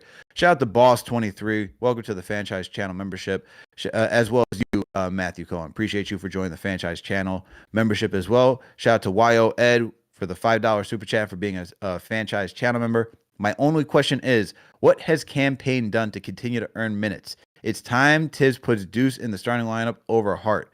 I'd rather go with Mitchell Robinson over Deuce personally. But look, Deuce and Mitch both need to get more minutes. There's no question about that. Romello Avila, shout out to you for the $10 super chat. Our two best players can't run a successful pick and roll, pick and pop, pick and slip, or any other variation. It's the easiest play in basketball, and we can't execute it on defense. They are atrocious. Yeah, we have not been able to run a successful pick and roll and pick and pop with those two guys who were killing it at the beginning of the season. And it just, look, teams have figured it out. You put a wing on Towns, make him think twice. It's tough, man. It is tough, but they got to figure something out. They got to figure something out to get Towns better looks, especially from downtown. Because what did he shoot tonight? Took 5 attempts, went 2 of 5, and that's not horrible, but it certainly could be better. This guy makes threes like they're free throws. Shout out to Desmond Jordan for being a Franchise Channel membership, for being a Franchise Channel member, and for being part of the membership for 6 months. He says Tibbs is pissing me off with his infatuation with Campaign. This is a sharp reminder of how he used to be with Elfrid Payton. At least Payton played defense. Hey, man, the reliance on Campaign when he continues to show he cannot orchestrate an offense. It's just so choppy. So choppy. Shout out to Ultra.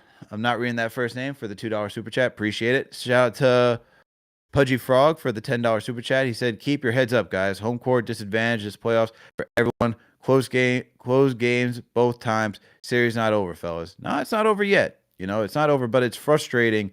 What makes this loss more frustrating is that we had game 1.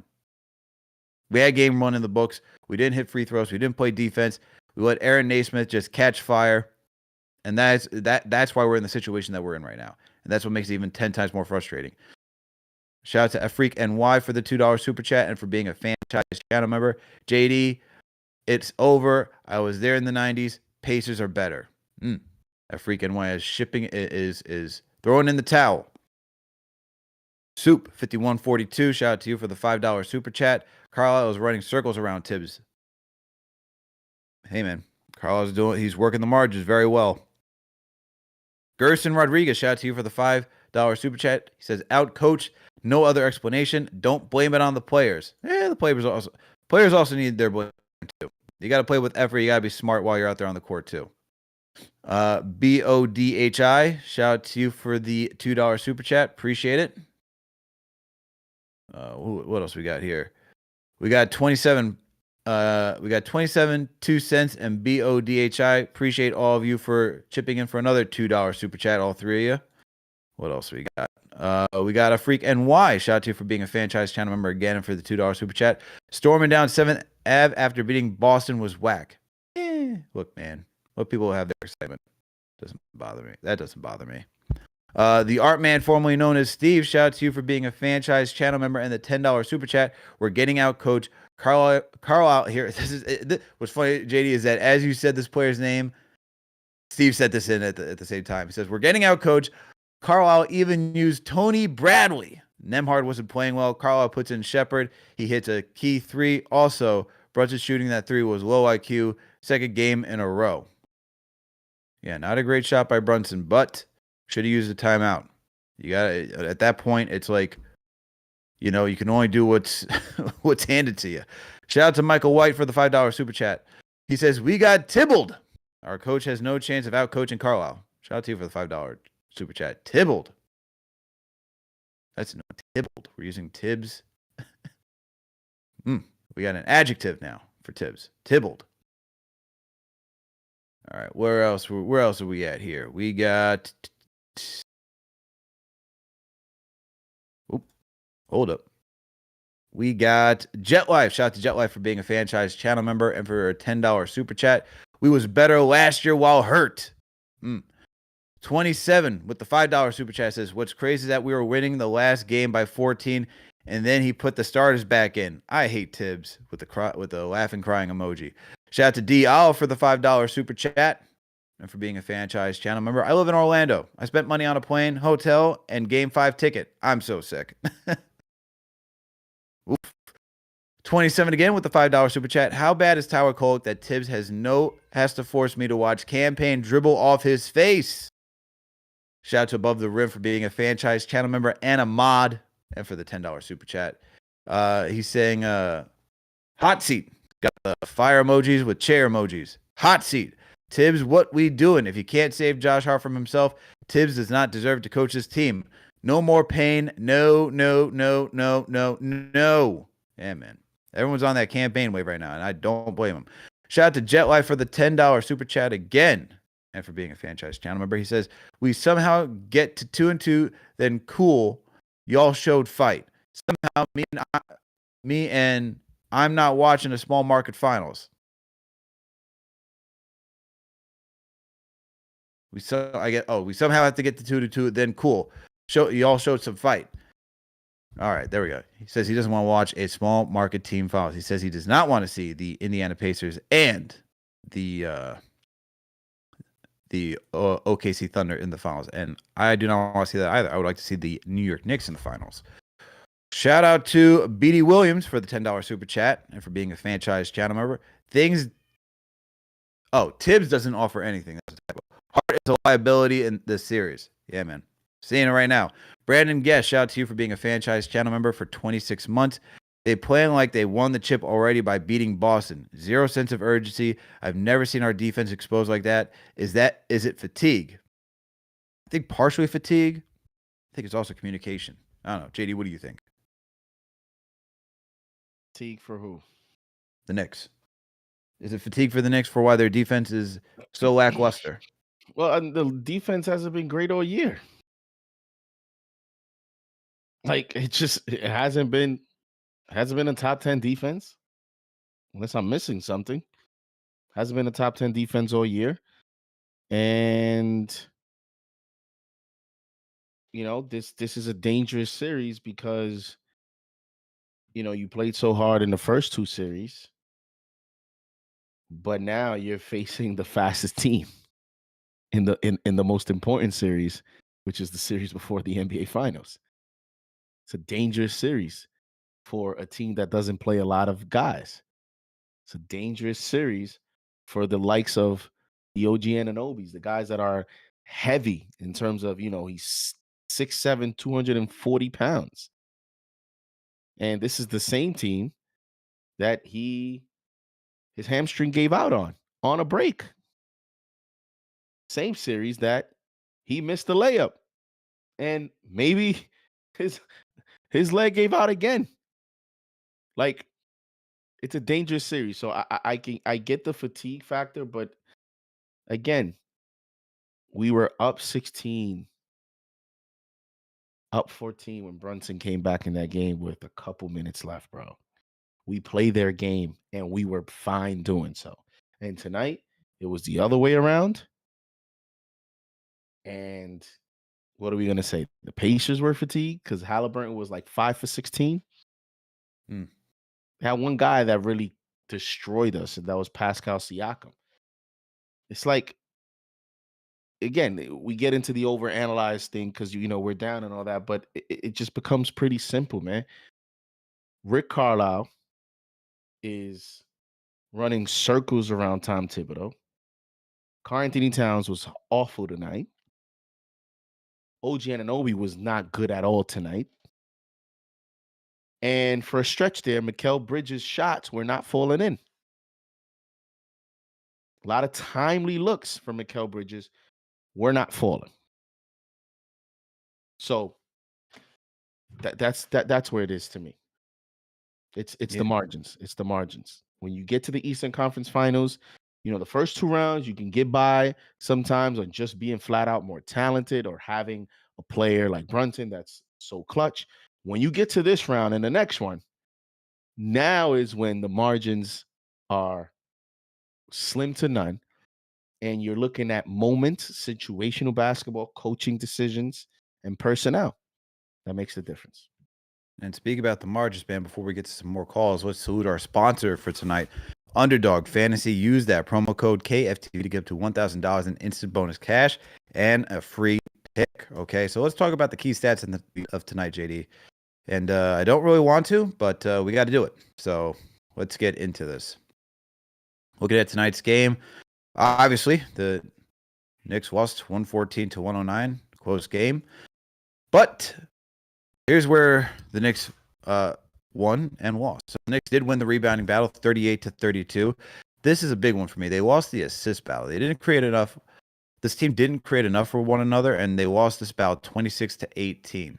Steals, they tied with the Pacers 6-6. They won the block battle 4-3.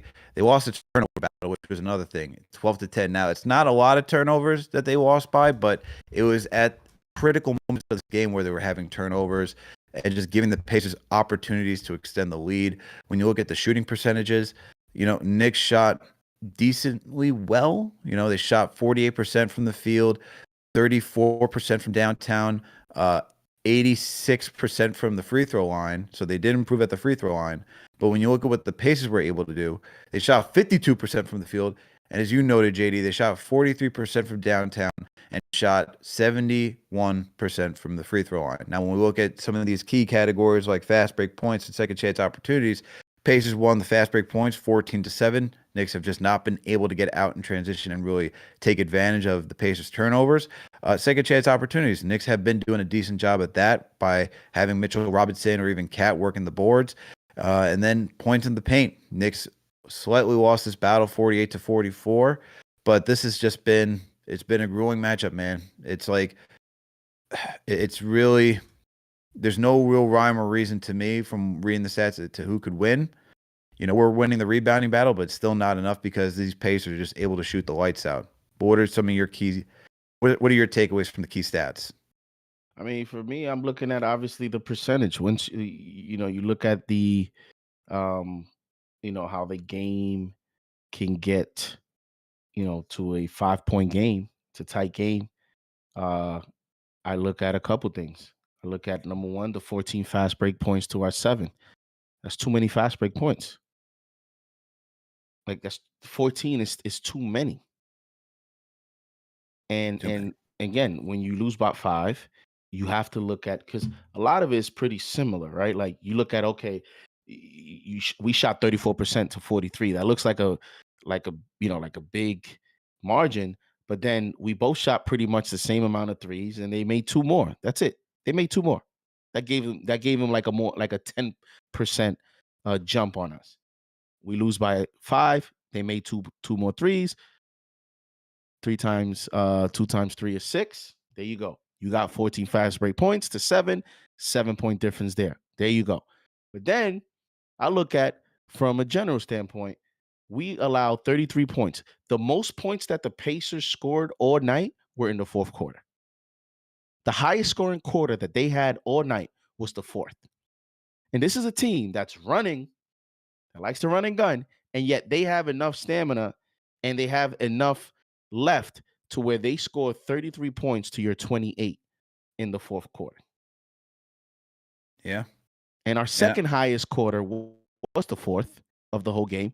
We just couldn't get stops. Yep, for sure. And then when you even look at the total turnovers, ESPN has different turnovers than what NBA.com is saying. So it looks like they have one more turnover according to ESPN. For the Knicks, 13 turnovers. They conceded 17 points, and for the Pacers, they had 10 turnovers, conceded 12 points. These turnovers, man. I mean, the thing is that the Pacers are scoring in bunches, and so we can't have that either. Shout out to Underdog Fantasy. That was key stats of the night. And people, let me tell you about Underdog Fantasy and why we love it. We like to think that we know a little bit more than what they're telling us, man, when we're trying to create a ticket. And, you go out there, you put a little money down, trying to make some money back in return. And so let me tell you a little bit something about Underdog Fantasy, all right? There's two things you can do. You can either daily fantasy drafts or create a ticket. If you're creating a ticket, all you got to do is just choose anywhere between 2 to 8 players, and it doesn't have to be from one sport like the NBA. You can mix and match across all leagues. So MLB, NHL, NBA. When NFL is back in action, you can mix and match. That's the cool thing about Underdog.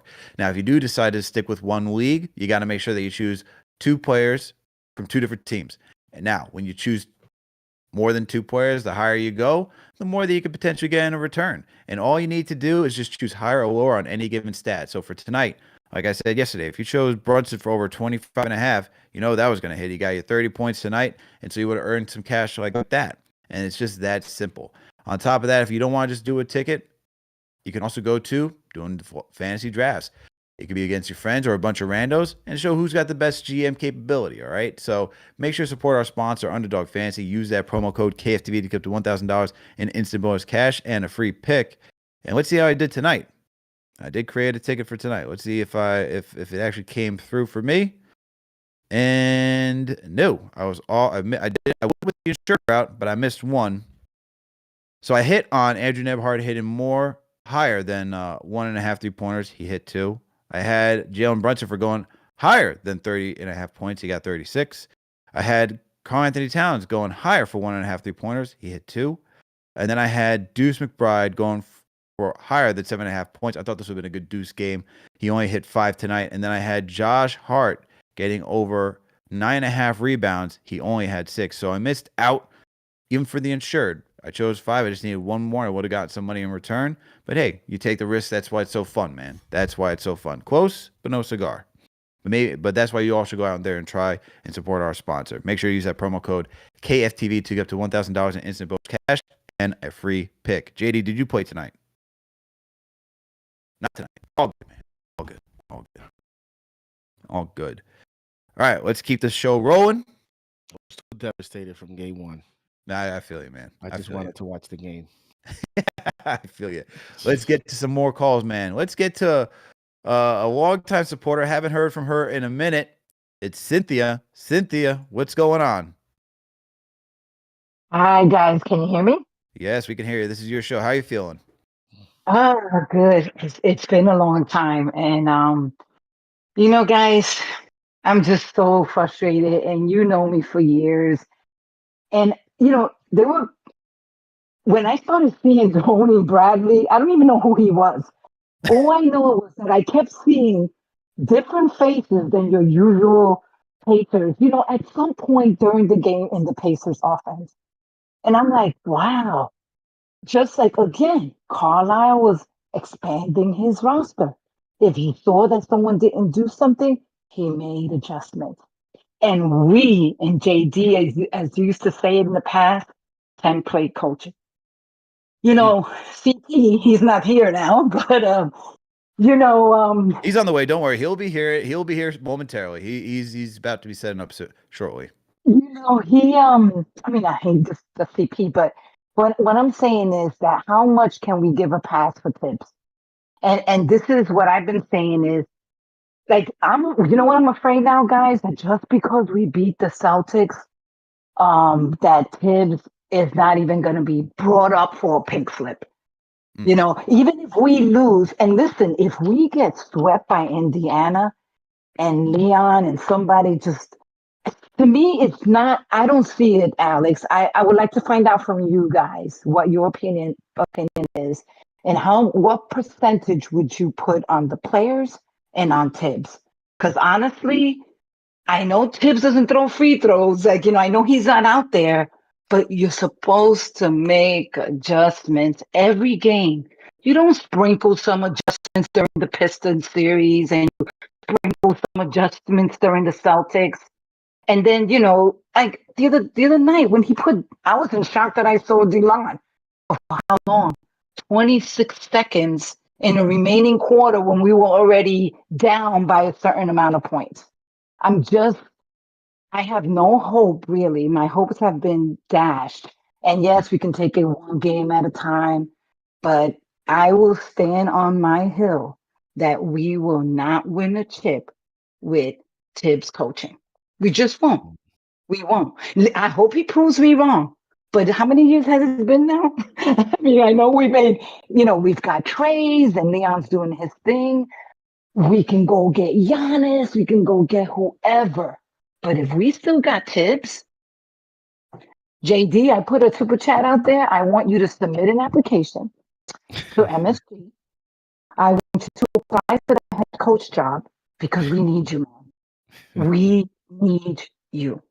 And guys, it's just frustrating. And what is your percentage that you will put? Honestly, be honest. Because sometimes, Alex, and I know JD, you both give it to CP, but sometimes y'all back down and say, okay, yeah, it was on the players too. I say 80-20. Maybe I'll even go down 70-30 with the higher percentage being on Tibbs. I'm sorry. I'm with LD. I love LD. I don't know where he hasn't called, but I love his calls because and even though he was apologizing to give Tibbs his flowers, listen, I'll give him a pedal. But and he's brought us out from the dungeons compared to the other coaches. Tibbs, okay, I'll give you a little hand clap for that. But without him making adjustments on a game by game basis, not waiting till your backs are against the wall, I see no hope.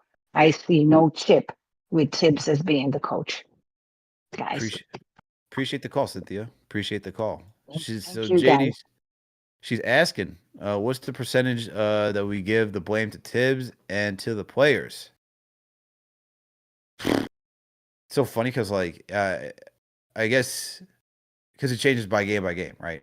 Like I can't really go by that. Yeah, I know why you laughing. You think I'm over here? No, I might have a surprising answer, but interesting.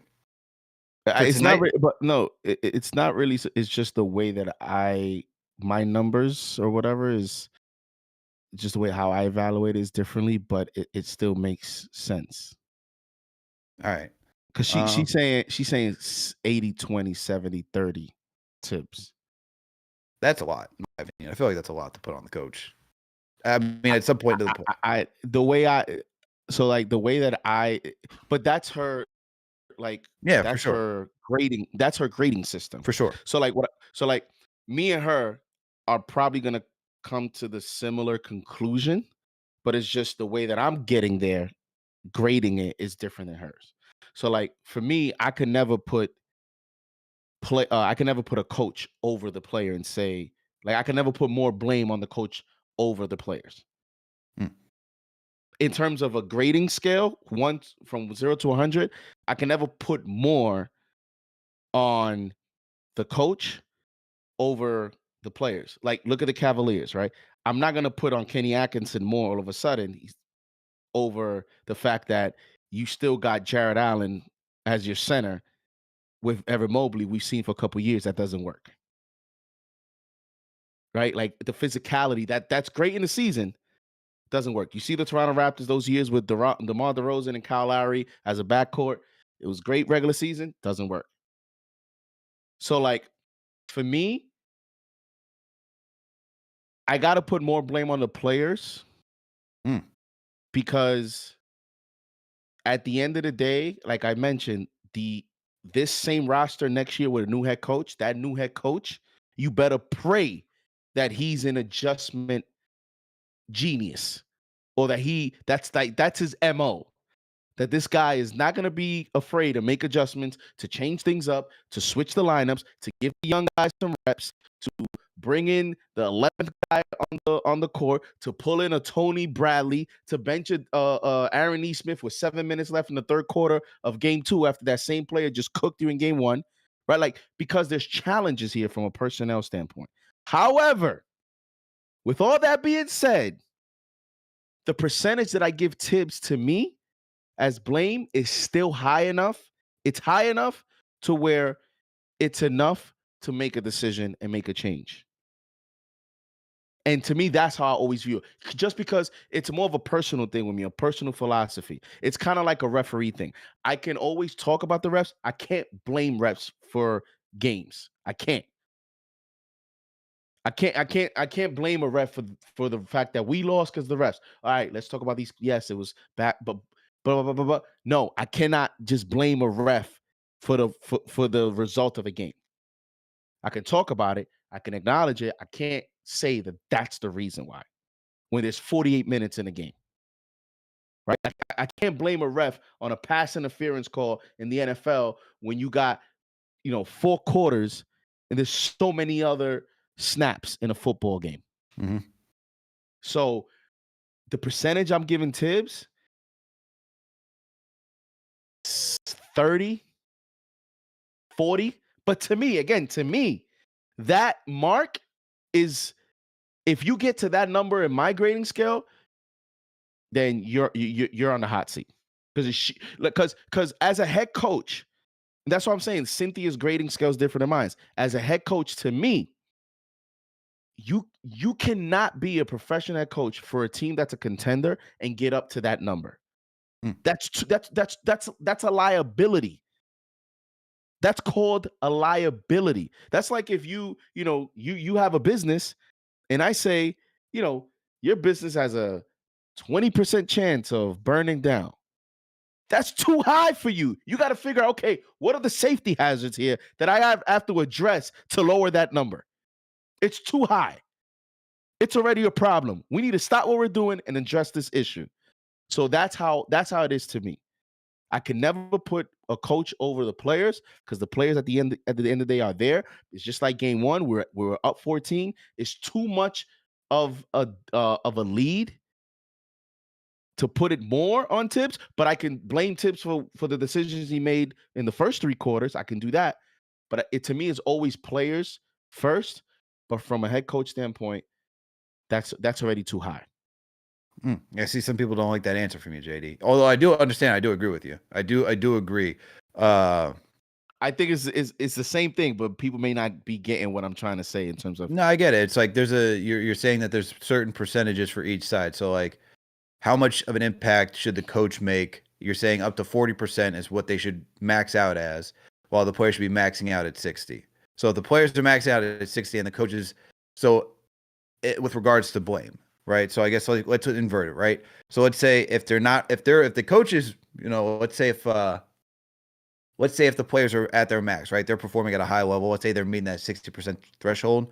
But let's say instead of saying the coaches at 40%, they're at like what? Essentially what you're saying is like if they start to get to like the 10% where it's like a lot that's only what they're contributing, but 40% is like you're now the problem. I get what you're saying. And look, you got to put mostly on the players. They're out there performing. And that's what I was going to say. Is like I would probably go with 40%, 45% probably go for Tibbs. Just into the blame that I'd give him for in like how much you can actually attribute to him. Just because at the end of the day, if you have a new coach that's drawing up schemes, doing stuff, and the players got to go out there and execute. You have to have the right personnel, one, to go out there and execute as you're talking about. And the thing is with this team is that we know defensively they're just weak. They were, in my opinion, lucky enough because Mitchell Robinson returned and had a soft enough schedule that they got up there to being 13th defensive rating. Before that, they were not even league average. And yet they weren't league average with the starting 5 that's being trotted out there on a regular basis. Now, with that same starting 5, would you say that they've reached your 60%? I wouldn't say so, because while offensively we've seen them peak defensively, but they don't do it enough that we could be like, oh wow, like this, like against what they did in Boston in Game 6 at home, I should say, in Game 6 against Boston. We even saw Towns and everybody playing like defense that I've never seen before in my life during the regular season against a top echelon team. But then it just goes out the window when you start playing the Indiana Pacers. So that's the difficulty when you start grading a coach, because at what point do you say, hey, the players just didn't give the effort? Like there has to be a requisite effort from these guys on the regular that we got to say, all right, did they play to their highest? Did they play to the max? All these things. And on some occasions, when we talk about them not playing with a lot of effort and their attention to detail, no. But in games like tonight, where you're looking at, hey, this is where I go to the coach. When you're watching the game unfold and you see that your guys don't have it, and this is the biggest thing with me for Tibbs, is that he just doesn't read the room at times. And you can go all the way back to Austin Rivers and that 20-plus point performance he had in the first half. And right before he pulls him out, and you're like, wait a minute, this guy's on a heater. This guy, every shot is like the ocean to him. He can't miss. Why are we taking him out? How many times did we have to watch Emmanuel Quickly, who was going in third and fourth quarters, and next thing you know, at the snap of a finger, like, yo, why is he out? He has it going. Why are we doing this? And the one thing I always have an issue with is like feeling out for the rhythm of a player, even with Cam Reddish. There are nights that Cam Reddish had it going, and it's like, nope, we're going to pull him out right now. I'm like, dude, you're taking out the guy's confidence. You're taking out the rhythm now. You're taking out all these things. Why are we not reading the room? That is part of the coaching requirement. If you got to read what the players are capable of doing and not capable of doing. And if you're seeing a guy like Cam Payne, if you're seeing a guy like Karl-Anthony Towns, if you're seeing a guy like Josh Hart, OG Anunoby, and saying, hey, these guys aren't having it tonight, what's the solution? What are you doing to get these guys looking even better and to build their confidence? Whether that's implementing a zone and working on that during the regular season, whether that's just saying, you know what, Cam Payne, not you. You know what, I need a little bit more defense tonight on the perimeter because we got Aaron Naismith. We got Nebhard. We got Tyrese Halliburton. These guys are knocking down threes. We need more perimeter defense. Get DeLon Wright in there. That's the stuff that just bothers me, man. That's reading the room. And I feel like he doesn't do that enough where I'm like, all right, but am I going to give the percentage like 80%? No, I can't go 80% because at the end of the day, the players got to execute. We lose the series, he shouldn't be back. That's my take. Yeah. I mean, how would you say, like, in any fashion, or is it like, what is there any, you're just saying at all? At all. At all. We lose this series. First of all, it's already bad. We're down 0-2. So, like, when you say, like, what, we come back and make it a fight, bro, we lose this series, he should not be back. That's just my take. And whatever. I know there's some people there that love Tibbs, and I get it, the accomplishments. I think sometimes there's different versions of people for Tibbs. There's I like to think I like to really think I'm I'm on the objective side. Yes, he's not my cup of tea, but I'm still objective to him. Like, I still give him credit. I still call it the best way that I can see it down the middle on him. But then you have your OD thirst Tibbs hater, like they absolutely despise him. You have that. I'm not on that side, right? But I think sometimes the Tibbs, the people that support him, it's even hard for them to grasp, to say, yo, sometimes it's just time. It's okay. Like, I respect you. I am grateful for everything that you've done. But sometimes it's just time. And if I feel that way, so what? Like, that's just how I feel. I just feel it's time. And if we go out and win with him, to be honest, I would prefer, you know what I would prefer?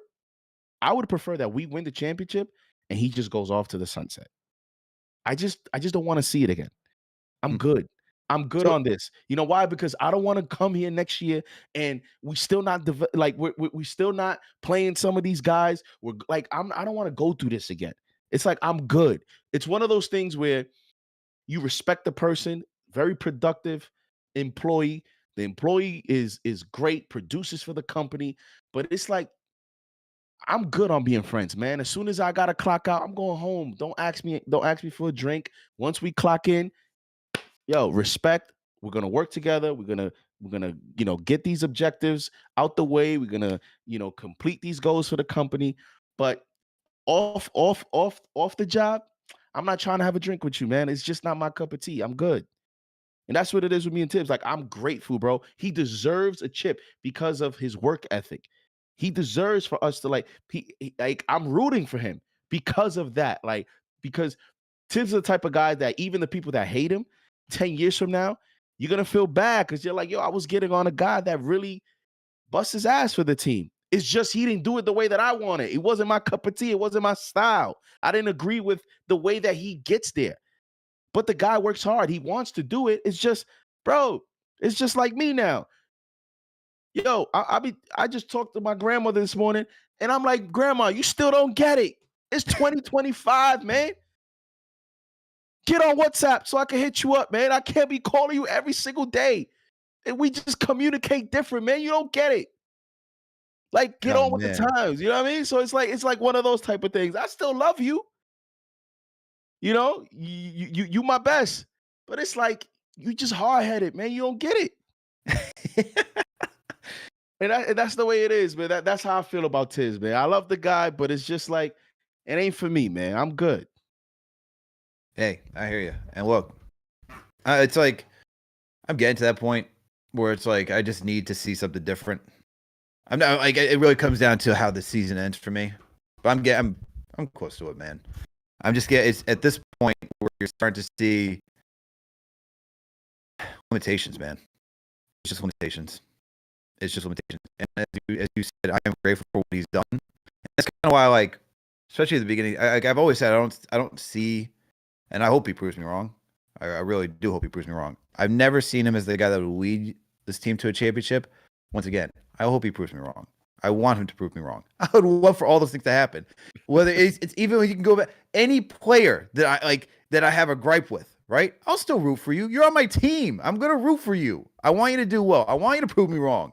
But from what I see, I'm just going to call how I see it, and these are my opinions.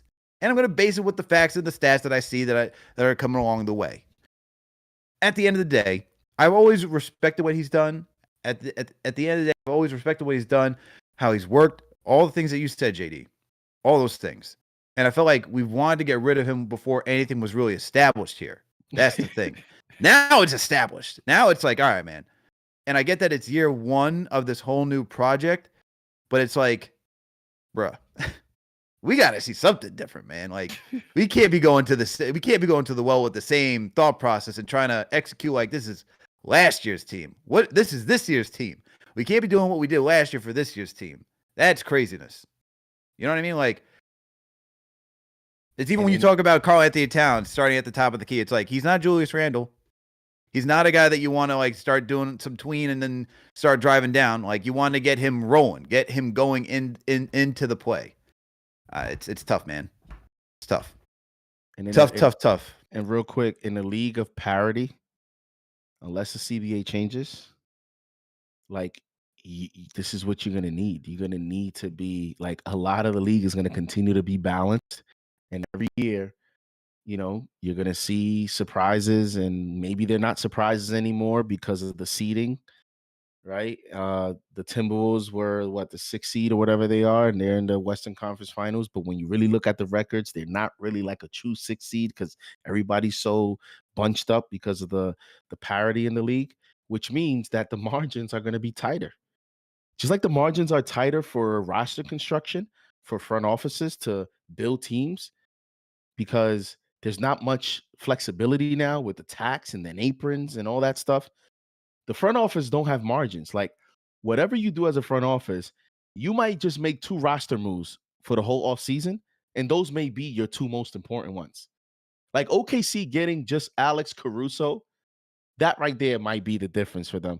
Because right now, Alex Caruso is stifling Julius Randle after he stifled Jokic in Game 7. And then now he's adding to their you know, to their aspirations to be the NBA champions for this year? Who is our Alex Caruso for next year? So it's like that's the challenge now, is getting those pieces. The same thing is going to be for coaching. Like the margins are going to be so tight. Look at Kenny Atkinson. I know he had some injuries, but still, even when he had those players, Kenny Atkinson, they were dominating. Like none of that's going to matter in the playoffs. Joe Mazzulla, none of that's going to matter in the playoffs. It's like the margins are so tight in this era. You really are going to need all hands on deck to get to the promised land.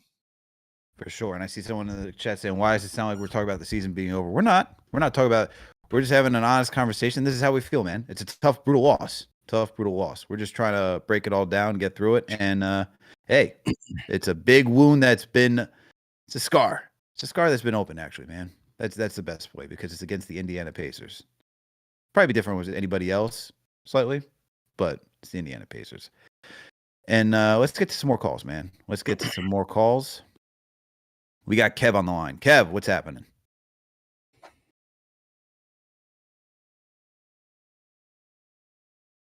Kev, going once. Somebody said because it is over. Kevin's here. Kevin's here. Can you guys hear me? Yes, sir. What's going on, Kev? How's everybody, guys? What's up, CP? What's up, Alex? What's up, JD? What up? What up? What up? All right. So I got a problem. With Tibbs. He's been bothering me for so long with not using the bench. We have players like Precious Achua. We have players like Salmon. We have players like DeLon Wright. Why is he not going to the bench? You see, when he uses Mitch, there's a plus. We're scoring more than the Pacers. Why is he not using the double big lineup with Cat and Mitch? In my opinion, we have minutes. So let's say you don't want to use Mitch too much because he came back from injury. We have Achua. You can still use the double big lineup in a way where, for a night tonight with Siakam, we could have had Precious try to guard him, try to stop him. These are things you can do throughout the game. I don't understand why we still use a campaign. He does not set up the offense. When he grabs the ball, he takes the ball down to everybody. Looks at everybody on the court. Then there's a step back three-pointer. We do not need that. Why are we not using different lineups? We have players. And my heart of heart, I believe we could have won this game tonight. And I'm just frustrated. I feel you, Kev. Appreciate the call, my man. Appreciate the call. We are frustrated as well. And that's, look, we're looking for answers. Team's looking for answers, and it's just been tough. Been tough watching this team compete. Before we get CP in here and get his thoughts, because I know he was at the game, let's get through one more of our sponsors. A team that could really use it tonight, the New York Knicks. Let's go to our sponsor, Morgan & Morgan, because they do need help. With over $25 billion recovered for over 500,000 clients, Morgan & Morgan has a proven track record of fighting to get you your full and fair compensation. In Florida, a client received $12 million after the insurance company's best offer was just $350,000. In Pennsylvania, a client was awarded $26 million, a staggering 40 times the insurance company's original offer of $650,000.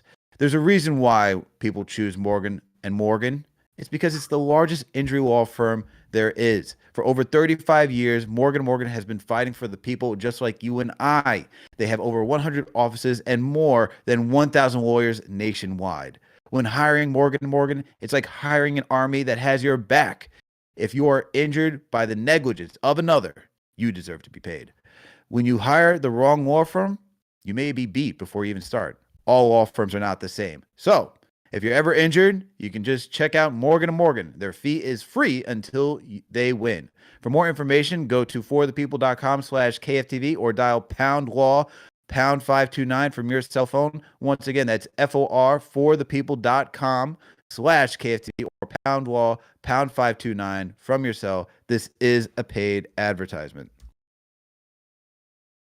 Well, we got the captain. Before CP goes, let me just say this quick stat here.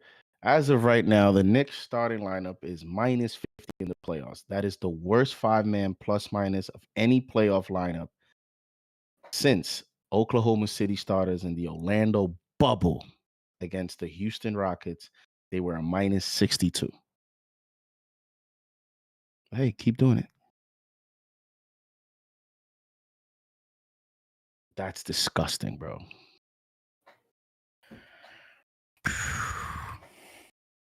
81-81 going into the fourth. He played campaign.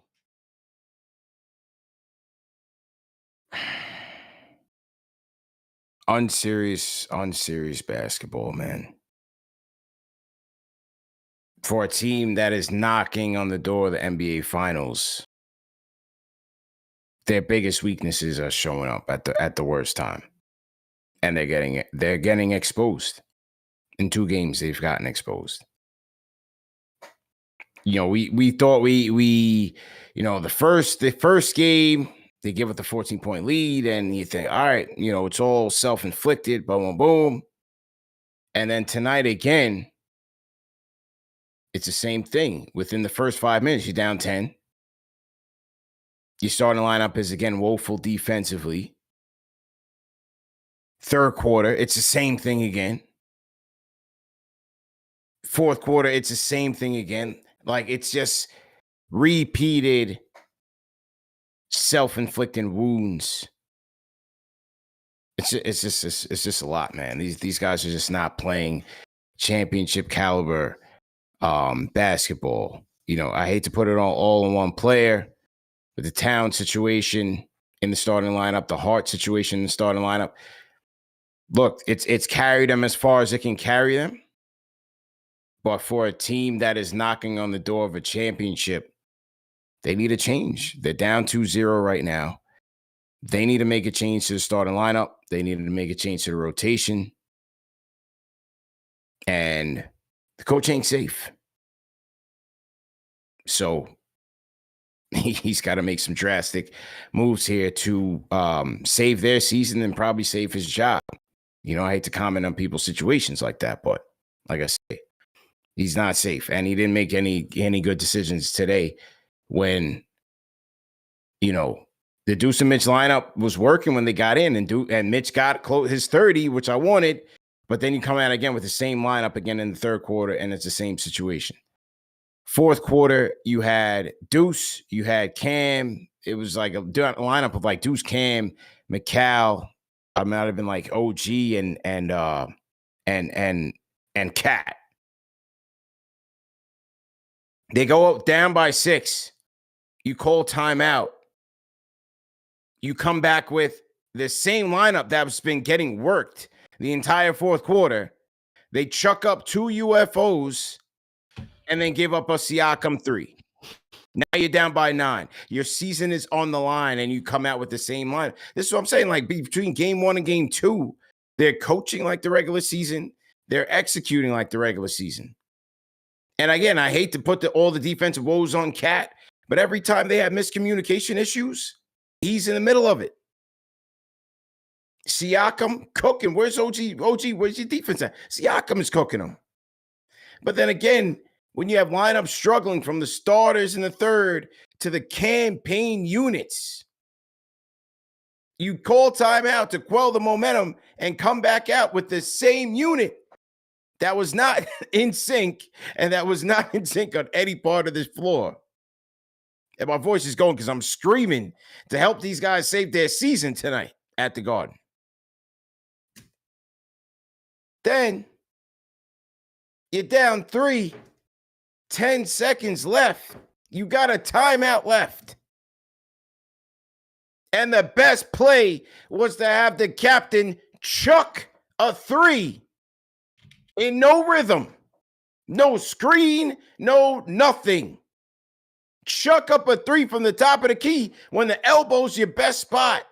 Anyway, like, I get it. You don't want to catch it. You don't want to catch the defense set. You want to be cute. All right, get him to where he's in his spot. It's at the elbow, somewhere in the corner. Top of the key. When did Jalen Brunson shot a top of the key 3 and cashed it in crunch time? But why didn't you use the timeout? The entire Garden looked up and said, what? The entire Garden said, huh? How do you not take a timeout to draw up a play? This team is playing and coaching on serious basketball. To be a team that wants to win the chip. That's the problem. They've been able to make it this far, being the roller coaster team that they've been all year. Now it's money time, man. Now you got to execute. And I still don't think that this Pacers team is a better team player for player, but they are executing at a championship level. Both nights, they are executing at a championship level. They know the weaknesses of this Knicks defense. They go to it, they exploit it, and they knock their shots down with confidence, man. This Knicks team defensively is cooked if Deuce and Mitch are not on the court. You cannot win games. You will never win a championship with Karl Anthony Towns as your 5. Period. They got to make a drastic change to the lineup. Hart has to go to the bench. I've been telling y'all Mitch needs to start from the beginning of the playoffs. They've been able to skate by this far. Now you can't. And I'm not even saying that's the silver bullet, that's the magic. But it's way better than what you have right now with Karl Anthony Towns at the 5. And again, I'm not trying to put it all on one person because OG has to get better.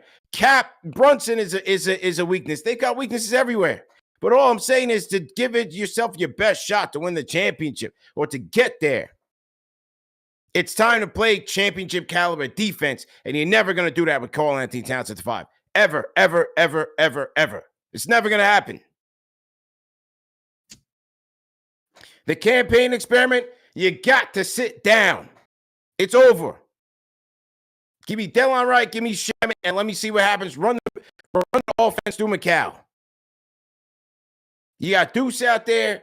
Run the offense through McCall Bridges.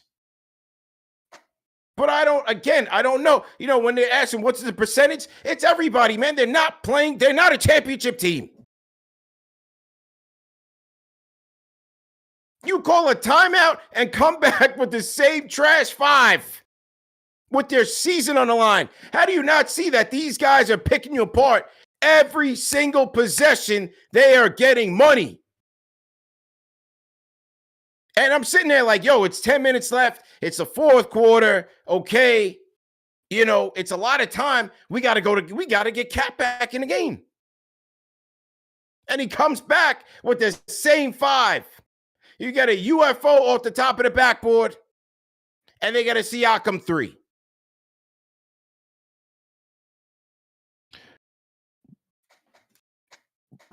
Bro, did you see the possession with campaign went from one side of the court to the other? It just fell half.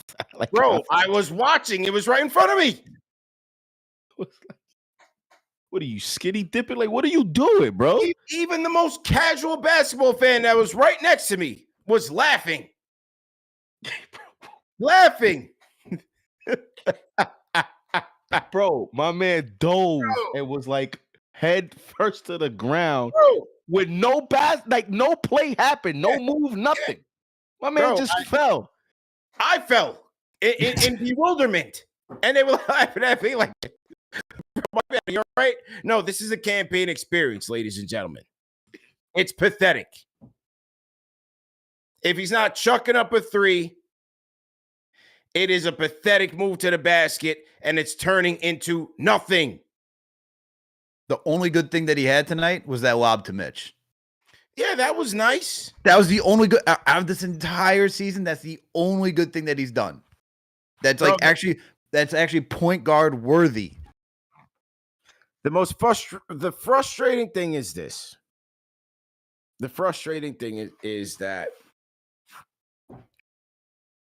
and this is the frustrating thing with the playoffs, right? Because you would think regular season, when you're going into the regular season, you would think, okay, if you told me you beat the Celtics to get to the Pacers in the Eastern Conference Finals, you're thinking, no problem.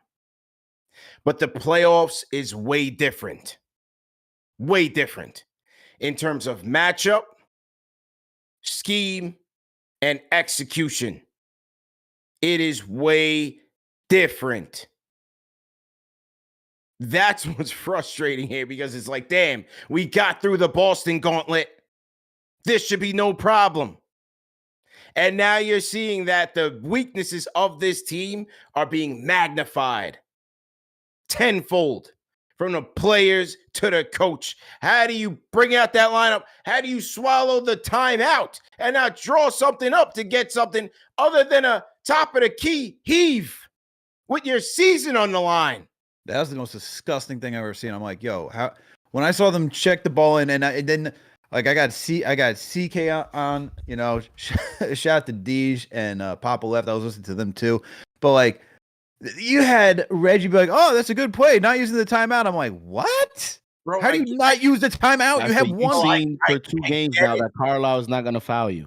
Listen, I get trying to catch the defense off, but that was still a terrible play. You understand? Like, at least run some action. You had 10 seconds. 14. You had 14 seconds. Excuse me. You had daylight. You had a marathon to run. By the way, CP, you're trying to catch, quote unquote, catch a defense off that plays fast. that every time, like in that situation, you're not going to catch them off because that's what they play this way. I get it. Again, like I understand the thought process. Like when the lady says the thought that counts, it is the thought. If you're going to run something coherent and not a chuck at the top of the key. How about that off-ball plays that they've ran a few times off a timeout to Brunson where he's off ball, he catches a catch and shoot situation. That would have been nice in that moment. That would have been nice. That would have been nice. Done. It would have been nice, man. Again, between game one and tonight, these guys are playing it, coaching it like it's a regular season game. And this is why they find themselves down 2-0. And give credit to the Pacers, man. Give credit to the Pacers. You said it. And I mentioned it. You do a draft tonight, 4 of the first 6 players might be Knicks. Yeah. But it doesn't matter this series. When you have a head coach that's benching Aaron Nesmith 7 minutes and a half into the third because of a bonehead foul, he's bringing in Shepherd. When you have a head coach that's going to Tony Bradley, who's the same weight, but because he has broader shoulders, is 1 inch taller than Thomas Bryant, and wants to give a different look because of a guy that's dominating. When you're going against a coach that's willing to take those risks, playing a guy that had 2 10-day contracts, next year might be flipping burgers, but it's like, I don't care. We need to do something, and they're executing. Tough. Getting smoked, man. Oh, and by the way, OG Anunoby, you know what? You probably don't deserve. Like, I was a little upset that you didn't make an all defensive team. Oh boy, you sure didn't make a case of it tonight.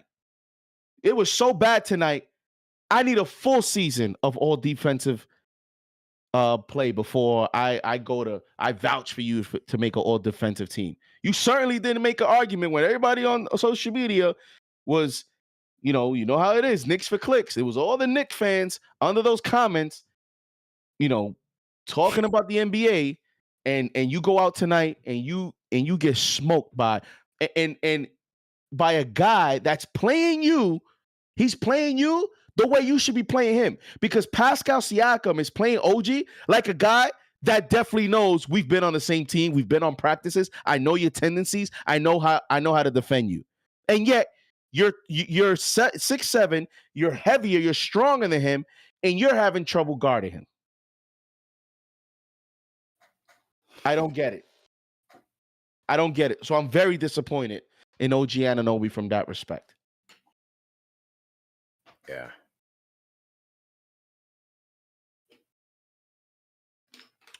Bro, and you know what's crazy? You said all that, and Alex still doesn't think Tibbs is going to make a change in game 3. I don't think he's going to make a change tomorrow. I don't think so either, but yeah. I don't. I think he's just way too stubborn he's just going to look back and say, hey, we won 51 games. He's done it through both series. Not even against the Pistons. It's like, yo, we need some boards. Mitchell Robinson not even getting more than 20 minutes. Yeah, against the Boston Celtics. The boards was a problem, man. Those offensive rebounds that they got were so clutch, man. We At couldn't the end of the game, no less. When you check him out, couldn't get. Why are you checking him out? They couldn't get to it. That was like, again, insult to injury, salt in the wound.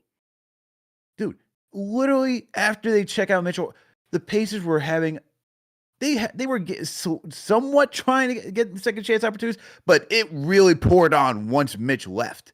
And the thing is, Mitch doesn't have to grab the rebound to cause chaos. He just has to be there. He just has to be in the paint.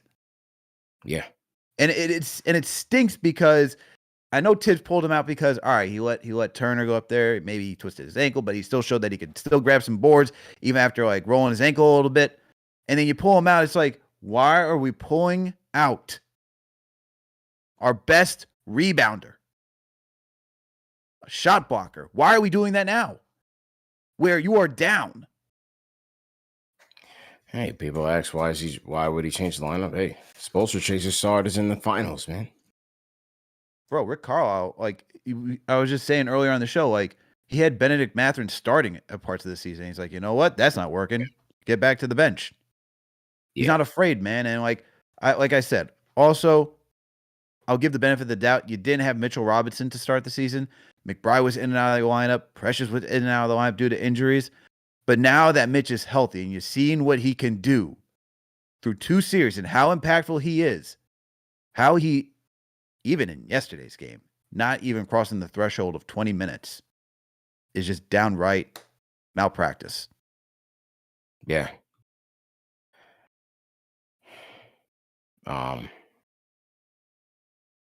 Yeah. Let me ask you, CP. Series is over? No. Series is not over. You got to hope for a Celtics scenario. You win game 3. Yeah. Cleveland won game 3 in Indiana, right? And you hope for a Celtics scenario.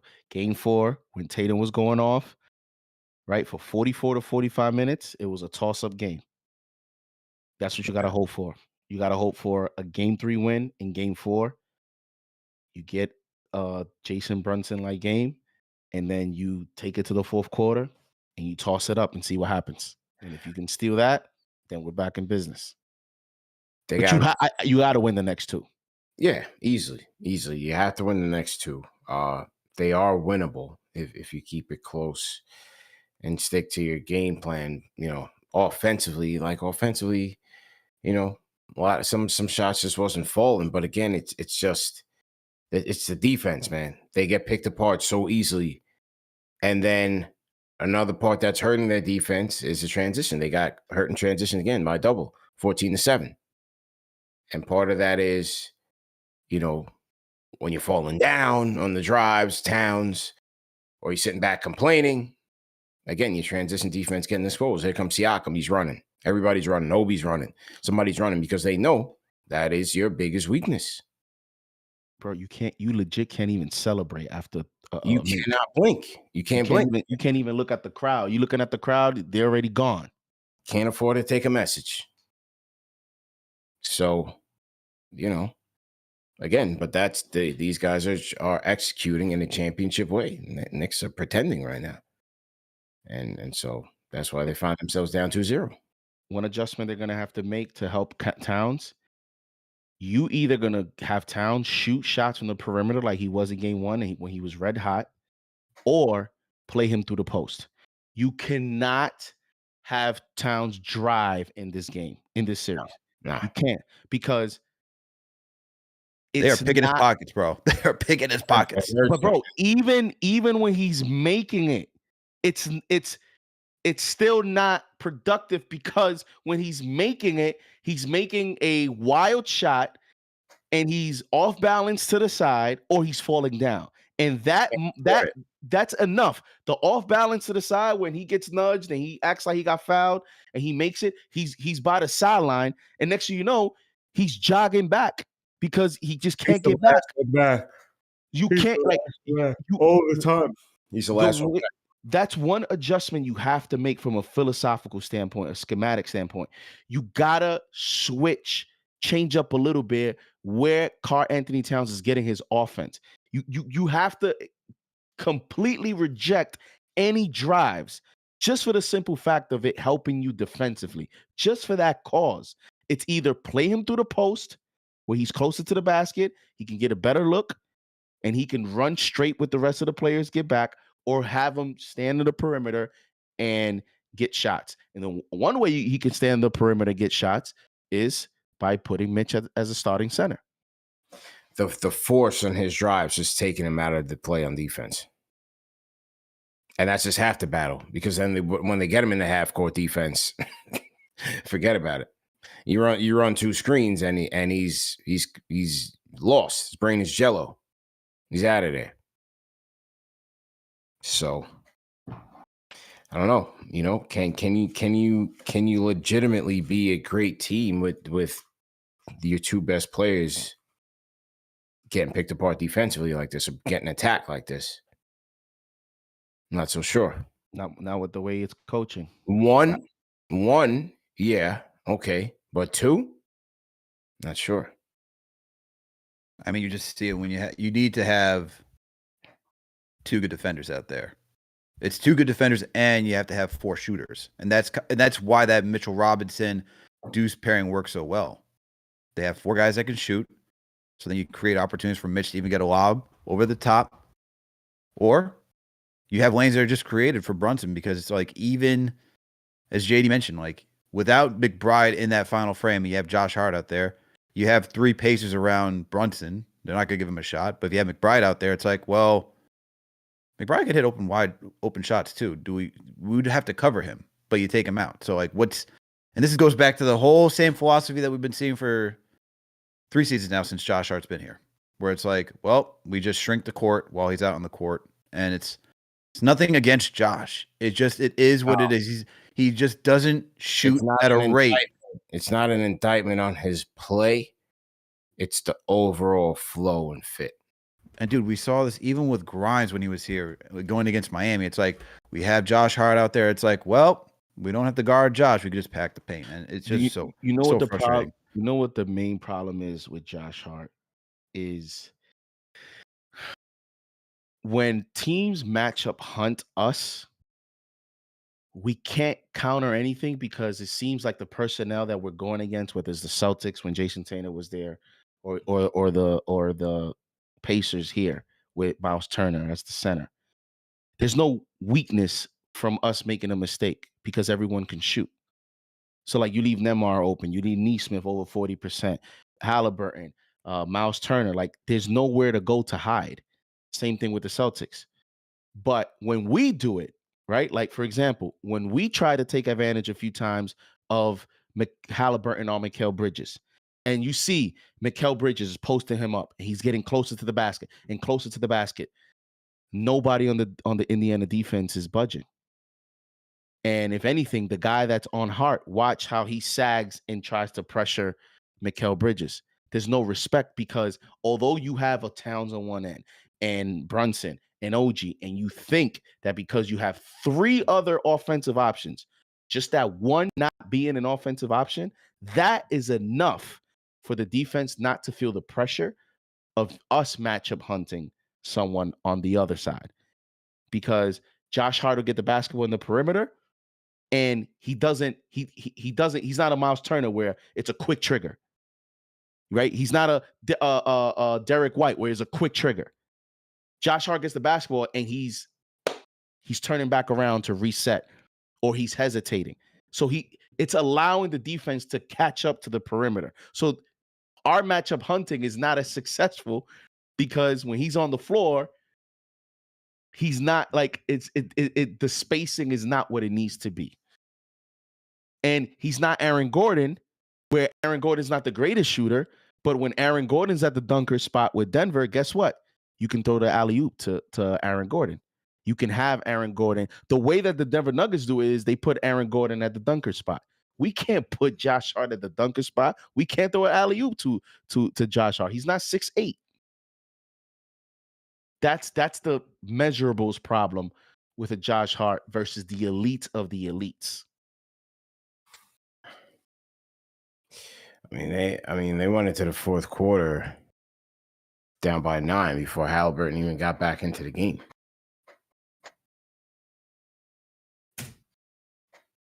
And Halliburton was like, what, 5 for 16 tonight? Yeah. I had him in the unders in Underdog Fantasy. I had him lower than 20 points tonight. I won that. I did have Cap higher than 30. I don't know if you guys played tonight. Did. Missed it by one. Wait.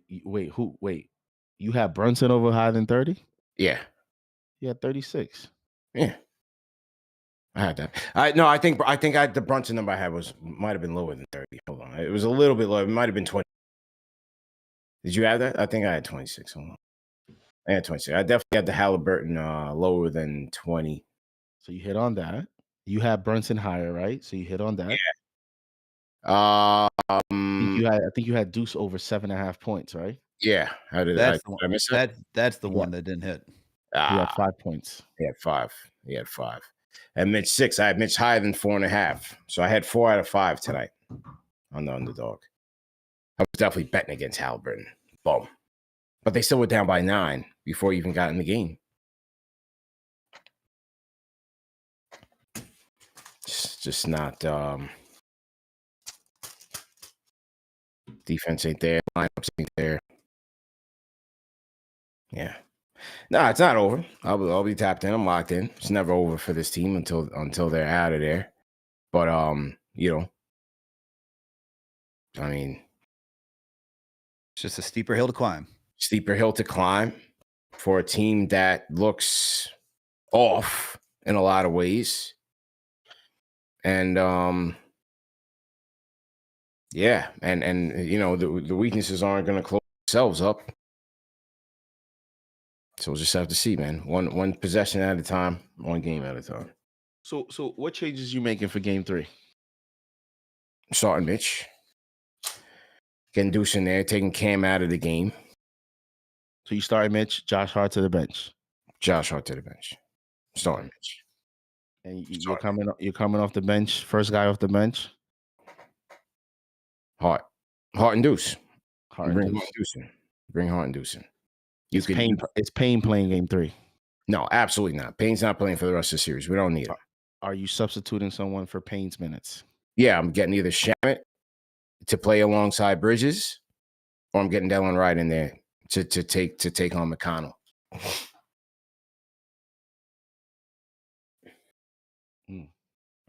Yeah. I'm doing that. Somebody gets in foul trouble, one of the bigs in foul trouble. We got Harporty, we got Precious.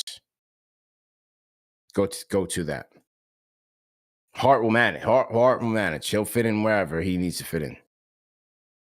But if you're already going to get no offense out of one position that he's starting 5, you might as well get stronger defensively and on the boards. You're giving them second chance opportunities. As soon as they break down and get the switches, they're going straight to the basket. Would you look at giving Precious some minutes? If you have to, but I don't like.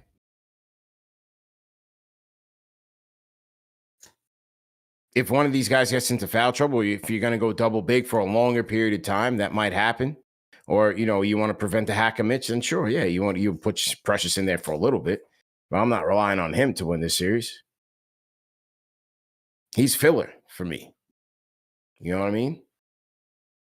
They've got to get serious defensively and rebounding. You're not ever winning a thing with Karl Anthony Towns getting the majority of the minutes at the 5. Minnesota already showed you that. Right? Like, it wasn't a fluke. It wasn't just like, oh, man, like, they're tremendous defensively. Yeah, they got better because they got serious at the 5. He is who he is. He is what he is. He's not a good defender. Never has been, never will be at the 5, ever.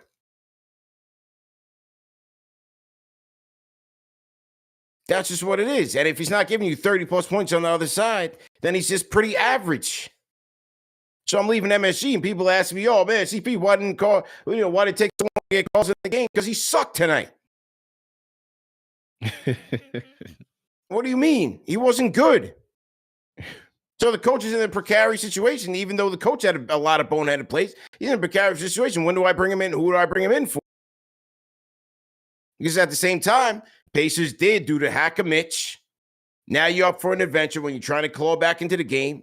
They also had one play where he gave Mitch the ball and he throw it up off the glass. So, like, he's not the perfect player, especially on the offensive side. So there's weaknesses all the way around. But you still need his defense. You need his rebounding. He still has to play a major part, and you got to live with the bad. With Towns right now, he's not giving you good on any side.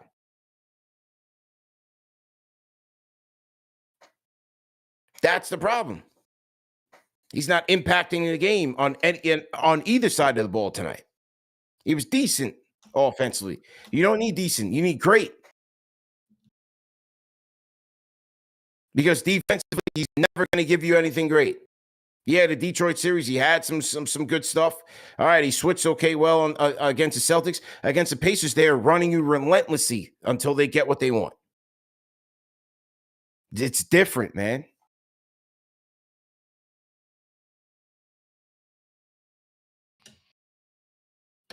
Because what the Pacers do is they just run so much action, and their hope is in running that action, they're gonna get you to miss a rotation, to get confused. That's it.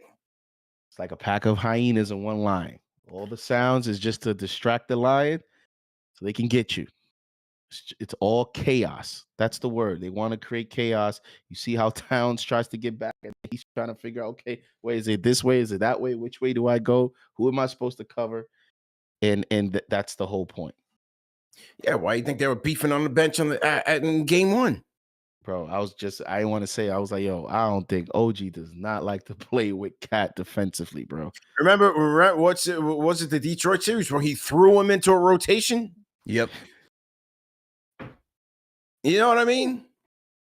OG's fed up. That's why they ended up scrapping, and Cap had to get in between them. Again, I didn't, I'm not gonna say like, oh man, they each other, but the frustration, they understand the frustration that comes with playing with this guy defensively, man. The same thing, Golden State. Cat, move up on the level. It's Steph Curry, move up on the level. They drop 3 threes on him back to back before he starts to wake up. He's like, oh, now I'm supposed to move up. Again, not to put it all on one guy, but like these are the situations. These are the examples. Yeah, you defend your brother all day. If Draymond Green said this, he'd be an idiot. But we can say these things. We're invested in the team. Right? Like, when Draymond says it, shut up.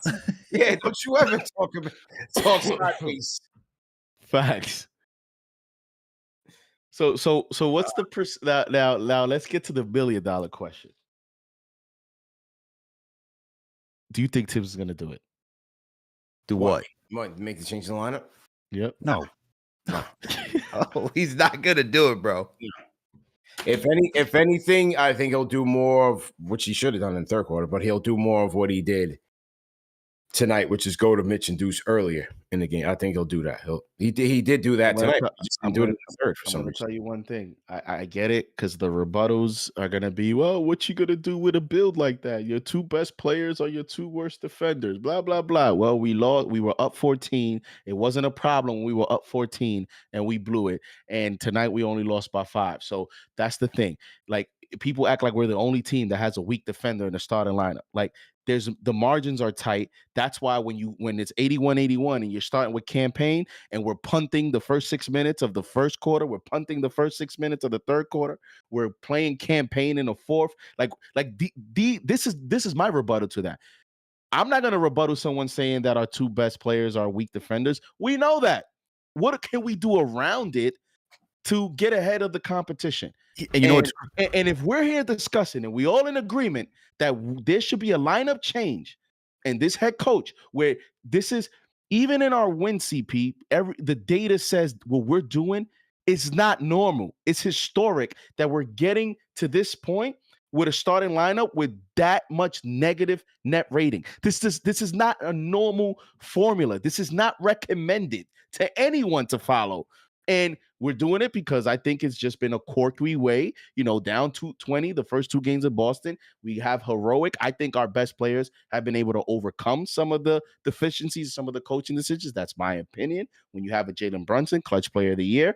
But if we're saying this is what should happen and he doesn't do it, and we literally get eliminated with historical negative ratings for the starting lineup, in my opinion, there should be a coaching change at the end of the year for next season. Because it's like, if we're going to go down this way and we're just going to go down with, hey, I played this lineup for 82 games, we'll just go down with it, then we're not making the correct decisions. We're going off just emotion, just the emotion of, I can't really bench Josh Hart. It's Josh Hart. When Rick Carlisle is paying Tony Bradley and is benching Aaron Nesmith with 3-4 minutes into a quarter. Like, enough of that. If we're going to get back in the series, egos have to be left at the door from the players and the coaches. Egos have to be left. Like, everything has to be on the table, man. And if that's not willing to happen, how can someone get on me for saying then a change is warranted? Because next year we're going to go through the same thing. Maybe just a little bit of a few changes. Who got on you, LD?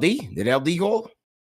Oh, no, he's on the line. He is on the line right now. I'm just saying, because I already see it coming. It's like, like the accomplishments of the head coach. And it's one of those things like, I get it. I respect it. But it's like, bro, we're in the middle of a series and nobody's safe to me but Brunson on this team, bro.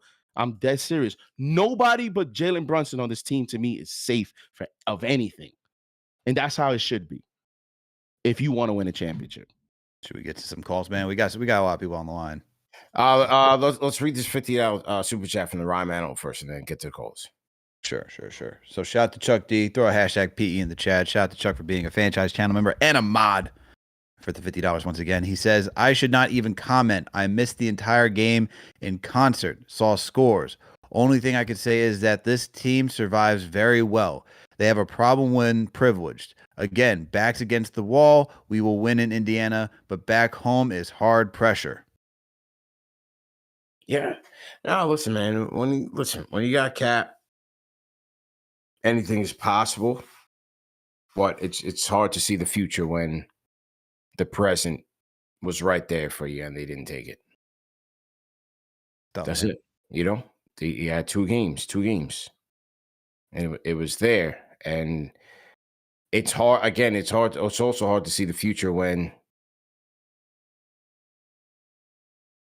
your past still haunts you. Right? Mm-hmm.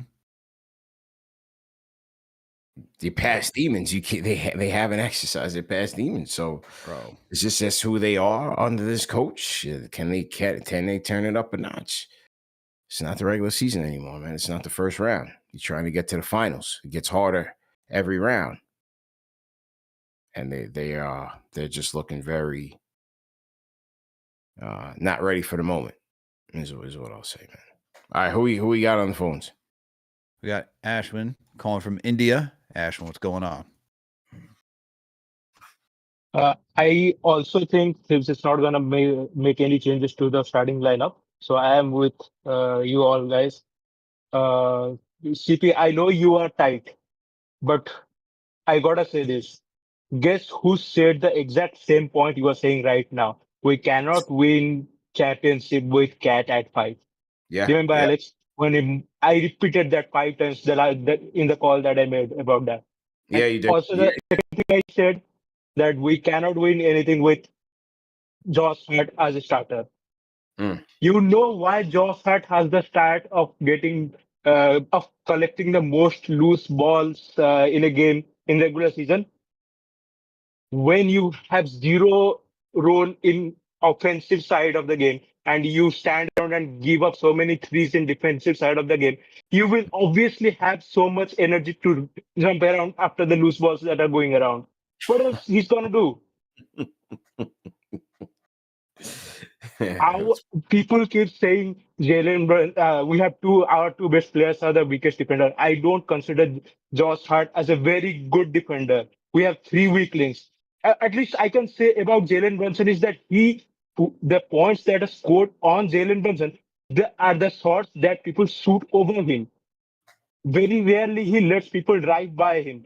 Obviously, it's gonna happen. He's a human. People drive by OG, people drive by Mikkel, people drive by Draymond Green. He's just a defender. People are gonna drive by him, but it's very less. Whenever they score on Jalen Brunson, it's always over him. They shoot over him. But it's not. I am not gonna say anything about Thibs because you have covered literally everything. Yeah. But at this point, Joe Mazzulla, like JD said, Joe Mazzulla lost the series because of his arrogance. Thibs gonna lose this series because of his ego. It's very simple. We know what to do. That's the annoying part. We know what to do, and it is so clear that this team is so strong than Pacers. It's so obvious that we are so strong than this team, but we are losing. It's not like Celtics are choking the 20 points. This is different than that. It's so obvious when we are playing good. It's so obvious we are better than them. You, OG, and Mikkel stifled the Jason Tatum and Jalen Brown. Who is Halliburton again in front of them? It's just up to Six to make the small little adjustments. I think that's. I still think we can easily win this in 6. If they get one game, they are gonna win straight 4. But let's see what Six does. It's completely in the hand of Hibs. Thank you for taking my call, guys. Appreciate you, man. Appreciate you. Rate that call in the chat. 1 being trash, 5 being facts. My guy Ashwin from India. I thought he was on point. Shout out to Ashwin. All right. Who else we got, Al? We got direct. Let's take a couple more. I gotta crash. We got direct on target. Direct on target. What's going on? What's up, fellas? How you doing, bro? Yeah, man. Dude, it's frustrating, man. Seeing the bench. Dude, that dude Carlisle played 11 players, man. And though they didn't get a lot of points, but they were swarming, man. They threw fresh bodies on our dudes. Our dudes are tired, man. And then you keep on putting this, oh, man, the campaign show, dog. Like, I don't know, man. Like, why can't we just throw Precious? Throw Dion Wright. He's a big body. Landry Shamet. Defense, man. Like that's where dude, the only thing that we can take out of this games is that we're not getting blown out like the bums of the Timberwolves, right? Like we lost by 5 and 3 points, man, or 1 point, whatever it was on the game 1. Like there is a chance, but man, it's getting really close right now, man. Like grim, dog. Like I mean, I don't know, man. And like I don't know. It's frustrating, guys. I don't know about the tired thing, man. I really don't. Like, bro, they were up by 3 coming out of halftime, bro. They're up by 3 within 6 minutes, down by 5. That's an 8-point swing right there. Before I even got back to my seat, I was downstairs eating dinner. Before I even get back to my seat, they down by 5 points. They came into the halftime, into the third quarter, up by 3. That's the starters. They started the game down 10. Quick. That's the starters, man. Yeah. That last shot, man. You know what I mean? I'm not saying that campaign, get rid of his minutes altogether. You can get that, but like, Deuce's minutes, I would love to see Deuce play more minutes or even Mitch play more minutes. Like, sure, the 7.5 thing can get to you, but like, I feel like the starters is still more of an issue, and the coaching decisions is an issue. Yeah. Like that timeout. That timeout killed us, man. Right. You call timeout with that unit.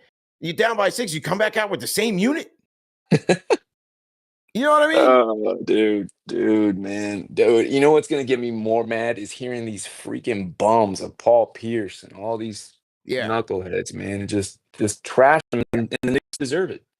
They deserve it, man. They deserve it. Algorithm, man. I don't hear Paul Pierce. I don't check for Paul Pierce. So my algorithm doesn't show me Paul Pierce. Bro, I hate that bum, man. I hate him. I hate him, bro. I hate him. And then, like, it's just frustrating, dog. I've been watching these Knicks for over 35. Like, I'm actually over 40 years, dog. And same old stuff, man. Just And the Pacers, dude, like I'd be okay with Boston, better team, even the bum ass Cavs, but the damn Pacers, man. And if we get swept, dear God, I don't know, man. I don't know. Yeah. I hope not. Yeah, I man. hope not. I hope we can come back. The thing that I'm kind of worried about is uh, the legs on these guys, man. Making it to Game 7, man. If they can make it there, will they have legs to fight, man? I don't know. And I just hope the Timberwolves get swept, dog. But Well, anyways, you don't want that because then OKC's going to be very refreshed. oh OKC's going to go man, to Cancun and come back dude, I fast. don't know if anybody's gonna beat OKC, man. Those dudes are on another level, man. Their defense, they're just, I don't know, man. Yeah. Oh, We just got to win Game 3. Forget about all that. Game 3, we got to win Game 3, man. It's a must win. Yes, sir. I might just freaking take a flight and go watch a game out there, man. Like, I don't know. Where you coming in from, man? I'm from Maryland, man, so I'm All over right. here. So yes, I might just take a flight and just go over there, man. So All right. We'll tap in, man. Tap in. OKC's Game gonna 5. have no trouble if Indiana goes there. They'll have no trouble defending Indiana. Every player on that rotation, but SGA plays defense. Every single one. It's crazy. Yeah. CP, I was just thinking, bro, we got to find a way to win this series, bro. I don't think we've realized how much psychological franchise damage this could do if we lose the series because of the way we live in a social media era where, like, the Reggie Miller stuff, we just saw it on the TV. The next day in that era, that's it. It's done. You maybe saw it in a newspaper on the picture. That's it. You got home, turn on the TV. Maybe you see it again. Today's era, any app you open on your phone, you're seeing the Halliburton stuff. Any show, any podcast, anything you open, like this is in the way that we live in an engagement like era where everything is in farming engagement, clicks, Knicks for clicks, blah, blah, blah. Can you imagine like what this is going to be? Like we've given the new generation of this rivalry, the new generation, like of content. Halliburton is now going to take the torch of that with Reggie Miller. Yeah. And like having to come back from this next season where here we go again. Now we got to see this again every time that Pacers are brought up. Now we got to see this again every time someone, says the Knicks can't get over the hump. Well, why they can't get over the hump? Just look at this. Like this is like one of those things that becomes a cloud over you for years to come. Another hurdle that's going to be created. You talk about PTSD and like this is another level up that's going to be ramped up by the mainstream media until the Knicks get over the hump. Because you better believe we're the ECF. That's it. It's done. It's championship or bust from here on out for this window. Like there's no other accomplishment to do. We've accomplished it first time in 25 years. That's it. We're done with that. The window, bro, it's wide open, man. You got to go get it. You got to go get it, man. Who else we got, Al? All right, let's get to couple more, man. It's getting late. Yes, sir. You guys been at it for almost 3 hours, so a couple more, and then we'll wrap. Go ahead. All right, let's get to. I'm sure you want to hear it from LD. Here we go. Let's hear LD. from gentlemen. Where's he at? LD, where you at? We don't hear you.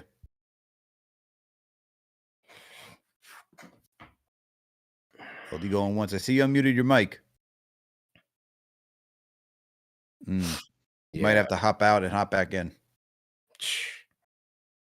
I'm telling you, man. All right. Yeah, man. We're going to another one. Let's go to STG Nick. I know he was in the building. What's going on, Nick? STG. What do you want? Where are all these guys? STG, are you there? Yeah. I don't know. All right, man. No STG Nick. Yeah. All right. D up there somewhere. Yeah. Oh, there's okay. LD came back. Let's get to him. Right. Do we have LD? LD. Yeah, you can hear me? Yep, loud and clear. All right. Good evening, gentlemen. I'm going to keep it quick because I know there's a bunch of people in the chat. First of all, called last game. Clearly, I was wrong. Well, I'm not wrong yet, but my confidence, like everybody else's, is kind of confused at this point because the Knicks that we saw in the first 3 quarters of game 1 and the Knicks we've seen in the last 5 quarters look like 2 completely different teams. And if we're being honest, the Knicks we've seen in each series look like 3 completely different teams. Colin Cowherd said something about the Pacers when they were playing against the Cavs. He says, if anything, the Pacers at least know exactly who they are. They have an identity. And on my end, like, again, judging from the first game, again, we lost that game, but we had the game under control the entire game. What exactly is, what are the Knicks? Like, what is our approach each game? Because I can't see the Knicks that played against Detroit and won the entire series by only 5 points or 6 points. And then the one that played against Boston was down 20 points pretty much each game and came back to win. And then these Knicks in the first 3 quarters of the first game and then this game. I don't know what I'm looking at. What is this team? Like, what is our strategy? What's our approach? Why are we losing this game like this? Execution, man. On what end? On offense, on defense? Like both, everything, both. It's both. Definitely defense, bro. Both games, you jump out the gates within the first 5 minutes. You're down by damn near 8 to 10 points, man. But what did we do right in the first 3 quarters? Bro, it's the same thing in the third quarter. Yo, starters are not good enough, man. They're not there, man.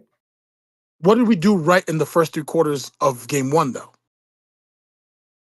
Like what looked different? They're not getting dominated by any stretch. Don't get me wrong, right. But again, what Indiana's doing better is that they're executing on both ends of the floor. So even when you're down by 5 points, it's hard to come back because they're picking you apart on every mistake. So, like, yes, the Knicks did come back just like they did in game 1. They came back into this game and ultimately took the lead. But then the third quarter starts again tonight. They're up by 3 to come into the third. Within the first 6 minutes, they're down by 5. And I do want to say, before I go, I want to say Karl Anthony Towns, I respect the dude 100%. He did some of this thing today. But as far as expectation, though, it's almost forgotten that this guy was in the conversation at one point with Jokic and Giannis as far as big men in the league. I am not saying he's been pure garbage. But as far as expectation, though, compared to what we expected from the dude he was traded for, Julius Randle, when he was here, as far as pressure, it's almost like we now accept that Karl Anthony Towns is what Kristaps for the Celtics. Like, what are we? It's almost like he's not dominant enough. He's getting paid $60-50 million a year. Hey. You know what I'm saying? Like, expectations-wise, we should be able to say, you know what? Just as Jalen Brunson brings it every night, Karl Anthony Towns should be dominating folks, especially a team like this. Amen. Who's guarding him? Freaking, what's his name? Turner? Like, are we having are we accepting that Karl Anthony Towns and Pascal Siakam are the same level of player? Or should we expect Karl Anthony Towns to be like, maybe not Giannis and Jokic, but at least somebody who was at one point mentioned amongst those names? I don't know, man. I called last time and said we were going to win. Or a question mark is what I said. Yeah, this is. I gave my reason prior to the trade. I gave my reason during the trade, and it still stands. We'll see. Man, I'm gonna let other folks talk because I don't want to hold y'all too much. But yeah, I was wrong about the championship. Well, I'm not wrong yet, but it's looking like I'm about to be wrong as hell. He's walking it back. It's looking like I'm about to be wrong as heck. I ain't gonna front. I'm gonna let y'all go though. Holla at me. I'm not gonna write their epitaph yet. But, right. But it's disappointing though. It's very, very. At home is crazy, especially that game 1 loss. Like, come on, man. That's it. There's so much there to be disappointed about in this start. At home, you had the lead in game 1, winnable game, both games winnable. You could have been up. Hit 9 million threes in a row, bruh. Yeah. Man, it is what it is. I'm gonna holler at y'all. Shout out to my boy Anthony in the chat though. I'm gonna Appreciate holler. it, man. All right. Appreciate it, man. Yeah, there's a lot to be frustrated about, disappointed about. But again, when you think about the same issues that has plagued this team all year, should you really be frustrated, but should you really be surprised? Not surprised, just frustrated. Oh, they turned the corner. I was hoping they turned the corner. I was about to say it's because of Game 6 against the Celtics. The way they dominated in that game, it's like, all right, you guys can you guys can certainly turn it up another notch. You guys can focus for 48 minutes and put on some stellar performance. And now you're going against the Indiana Pacers, and it's like, where is that? Where's that stellar performance that we just saw against the Celtics? This is the maddening part about this team. Yeah. Just up and down. Let's get to another caller though. We got let's get to Anthony. Anthony, what's going on? Yo, fellas, what's good, man? How you doing, bro? I'm good, brother. Yo, LD, shout out to you, bro. Appreciate you, man. But I'll start off with this, man. You guys, I just love listening to y'all, man. I mean, anybody who knows the game, there's nothing that I can say about tonight that you guys haven't touched on.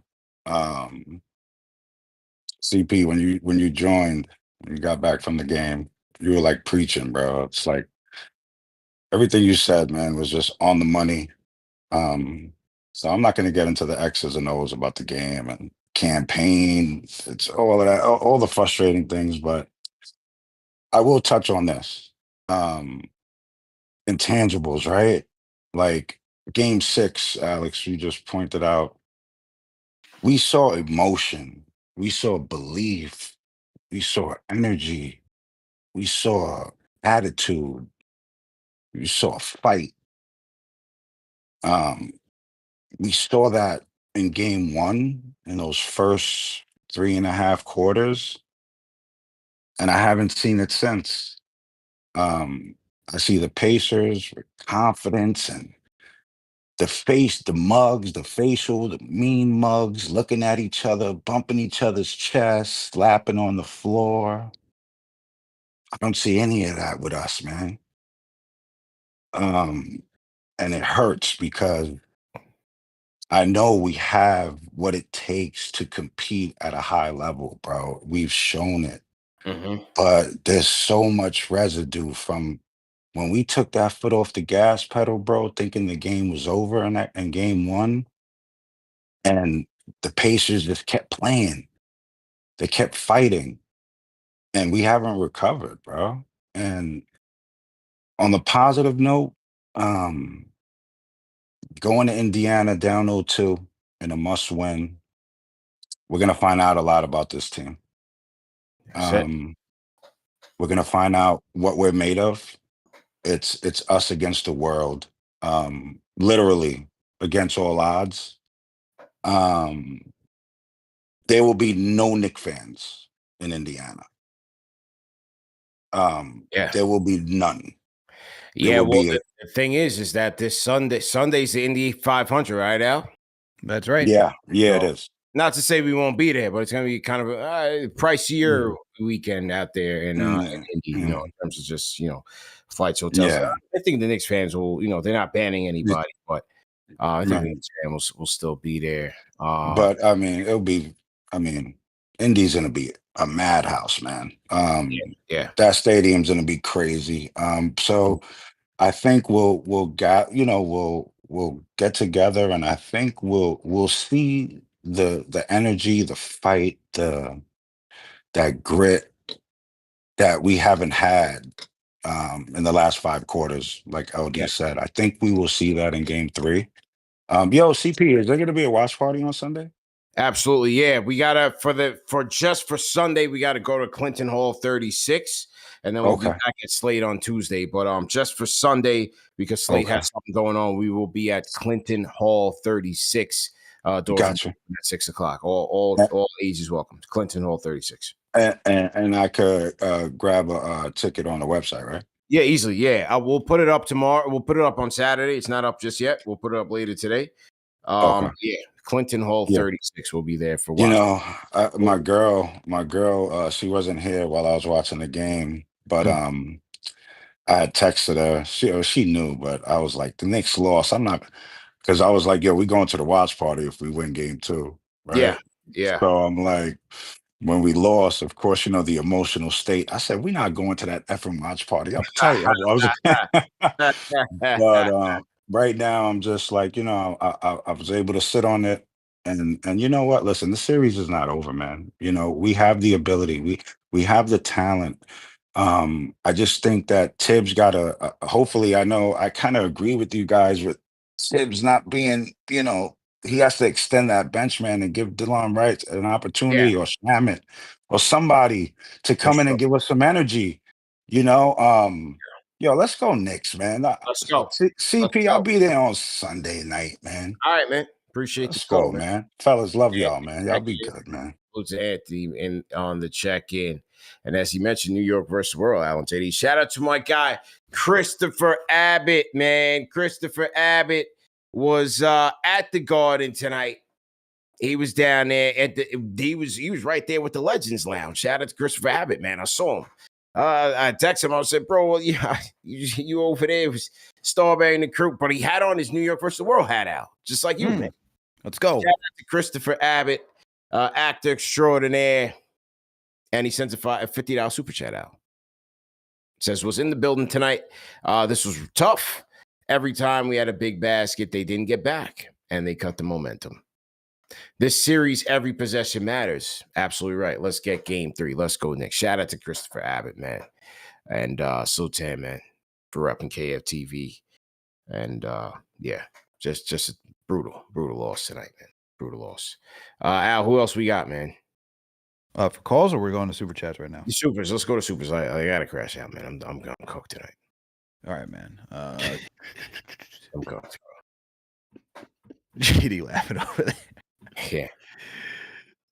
Oh man. Long, Shout out long days, man. I feel you. Where we go? Shout out to Above the Rim for being a franchise channel member and for being a mod. $5 super chat said JD is so pissed. He said Miles Bridges. JD, why do you think Tibbs plays his starters the entire third quarter? He has done it for 2 games now. We got shout out to 2 Cents and Kevin Warner for both becoming franchise channel members. Appreciate you. What else we got here? We got Omega Rex 73 for the $10 super chat. Appreciate it. It says Rick Brunson, Darren Emran, Maurice Cheeks, and Andy Greer. Where are y'all at? Help the coach from himself. Get the players sharper and communicating better. Championship teams have great coaching staffs. Shout out to Cynthia, who called in, and for being a franchise channel member for 26 months. Salute, guys. JD, please submit your application for the New York Knicks head coach. Please talk to CP so he could talk to Rose and put in the good word.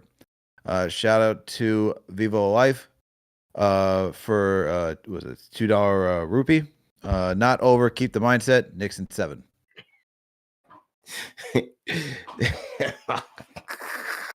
Bro. What's the laughing for? Hey, all I'll say is it's got to step up. That's all I'll say. Cryptic, like SGA's IGs. No, Timothy Dantzler. He just got the message. That's all. That's all I'll say. I saw He ain't in the clear. And after tonight, I saw him. I saw someone in Astoria, Queens too. So if anybody knows what's the culture like in Astoria, Queens. Shit. Yeah. He's got to step it up, man. They yeah. Shout Can't go out out like this. Can't go out like this, man. No, you can't. Shout out to Timothy Dantzler for the $5 super chat and for being a franchise channel member. We need a young black coach who understands modern basketball, not a 90s dinosaur. Shout out to Knicks or Nowhere for the $10 super chat. JB, our captain, but we got to play through Cat to win games like Game 6 in Boston. He got to be aggressive on offense and committed on defense. Too many threes with no rhythm, not enough block work. Play precious and right too. What else we got here? We also got Shout out to Caleb for the $5 super chat. Cat, sharp and soft, could get bodied by TJ McConnell. Zesty boy don't want to break a nail on defense. Getting chippy out in these streets. Shout out to James for the $2 super chat. We got Terry Cal for the $2 super chat and for being a franchise channel member. Knicks let me down, but KnicksFanTV never does. Thanks. We got Omega Rex again with a $5 super chat. Execution and pace setting are both on players, not Tibbs. But the deeper we get into the playoffs, the more exposed coaching gets for every team. Shout out to 27 for the $2 super chat. Shout out Tricks the Barber for the $5 super chat for being a franchise channel member. Yo, Dave, speak to your brother, man. His decision making is crazy. Quotations, coaching decision.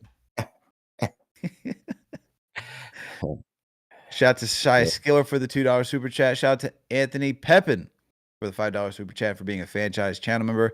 This is year 1 with this team of no bench, and he got them to the Eastern Conference Finals. This is not on Tibbs. He has flaws, but he overachieves every season.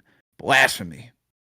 Shout out to Cynthia for the $2 super chat and for being a franchise channel member. Work ethic without adjustments equals no chips. Shout out to EC for the $10 super chat. In my opinion, problems with our team in order. Defense, cat defense, built to play the Celtics, and not the Pacers, depth, and Tom Thibodeau. Shout out to Whitaker Wright for the $10 super chat for being a franchise channel member. Salute KFTV. First watch party tonight. Slate was great. Frustrating loss. Time for us to make history. Keep fighting. So to Whitaker, man. Yeah, it was a great crowd tonight. Absolutely great crowd tonight. Shout out to Omega Rex for the $20 super chat. Tibbs forced the opposing coach to constantly search for answers. What's with every lineup change, substitution, scheme, assignment, and stoppage? Force the opposing coach and refs to adjust to us, not the other way around. Oh, here we go. Shout out to a $20 super chat from Mr. Friday Night Knicks himself, Robert Randolph. Said Tibbs had Obi, won't play him. Knicks have other bench players. The coach will never play them. Indiana played 11 players that y'all have never heard of. Tibbs, once a Knick, always a Knick. Oh, man. He put him on the shirt. Oh, man. Man, a man with inside the building who has James Dolan access to tickets and seats. It's talking about Tom Thibodeau, man. Look at that. Look at that. I didn't see Randolph tonight, man. He's been ducking you.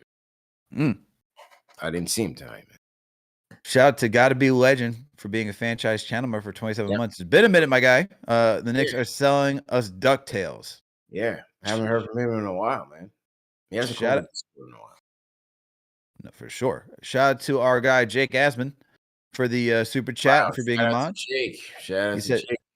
He says Knicks in 6, 1996 Yankees versus Braves throwback. Who's going towards, man? Shout out to Player Slayer for the $2. I felt like the Braves were the stronger team in '96, though, right? Like we were the underdog in '96. I felt like. Yeah, you're a young whippersnapper, man. You were still, on Similac. You probably don't remember them days. Similac, man.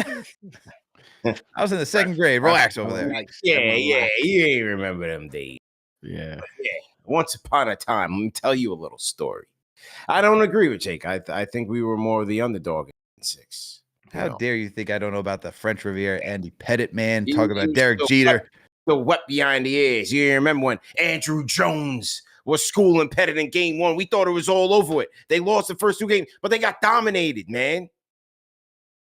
But I digressed.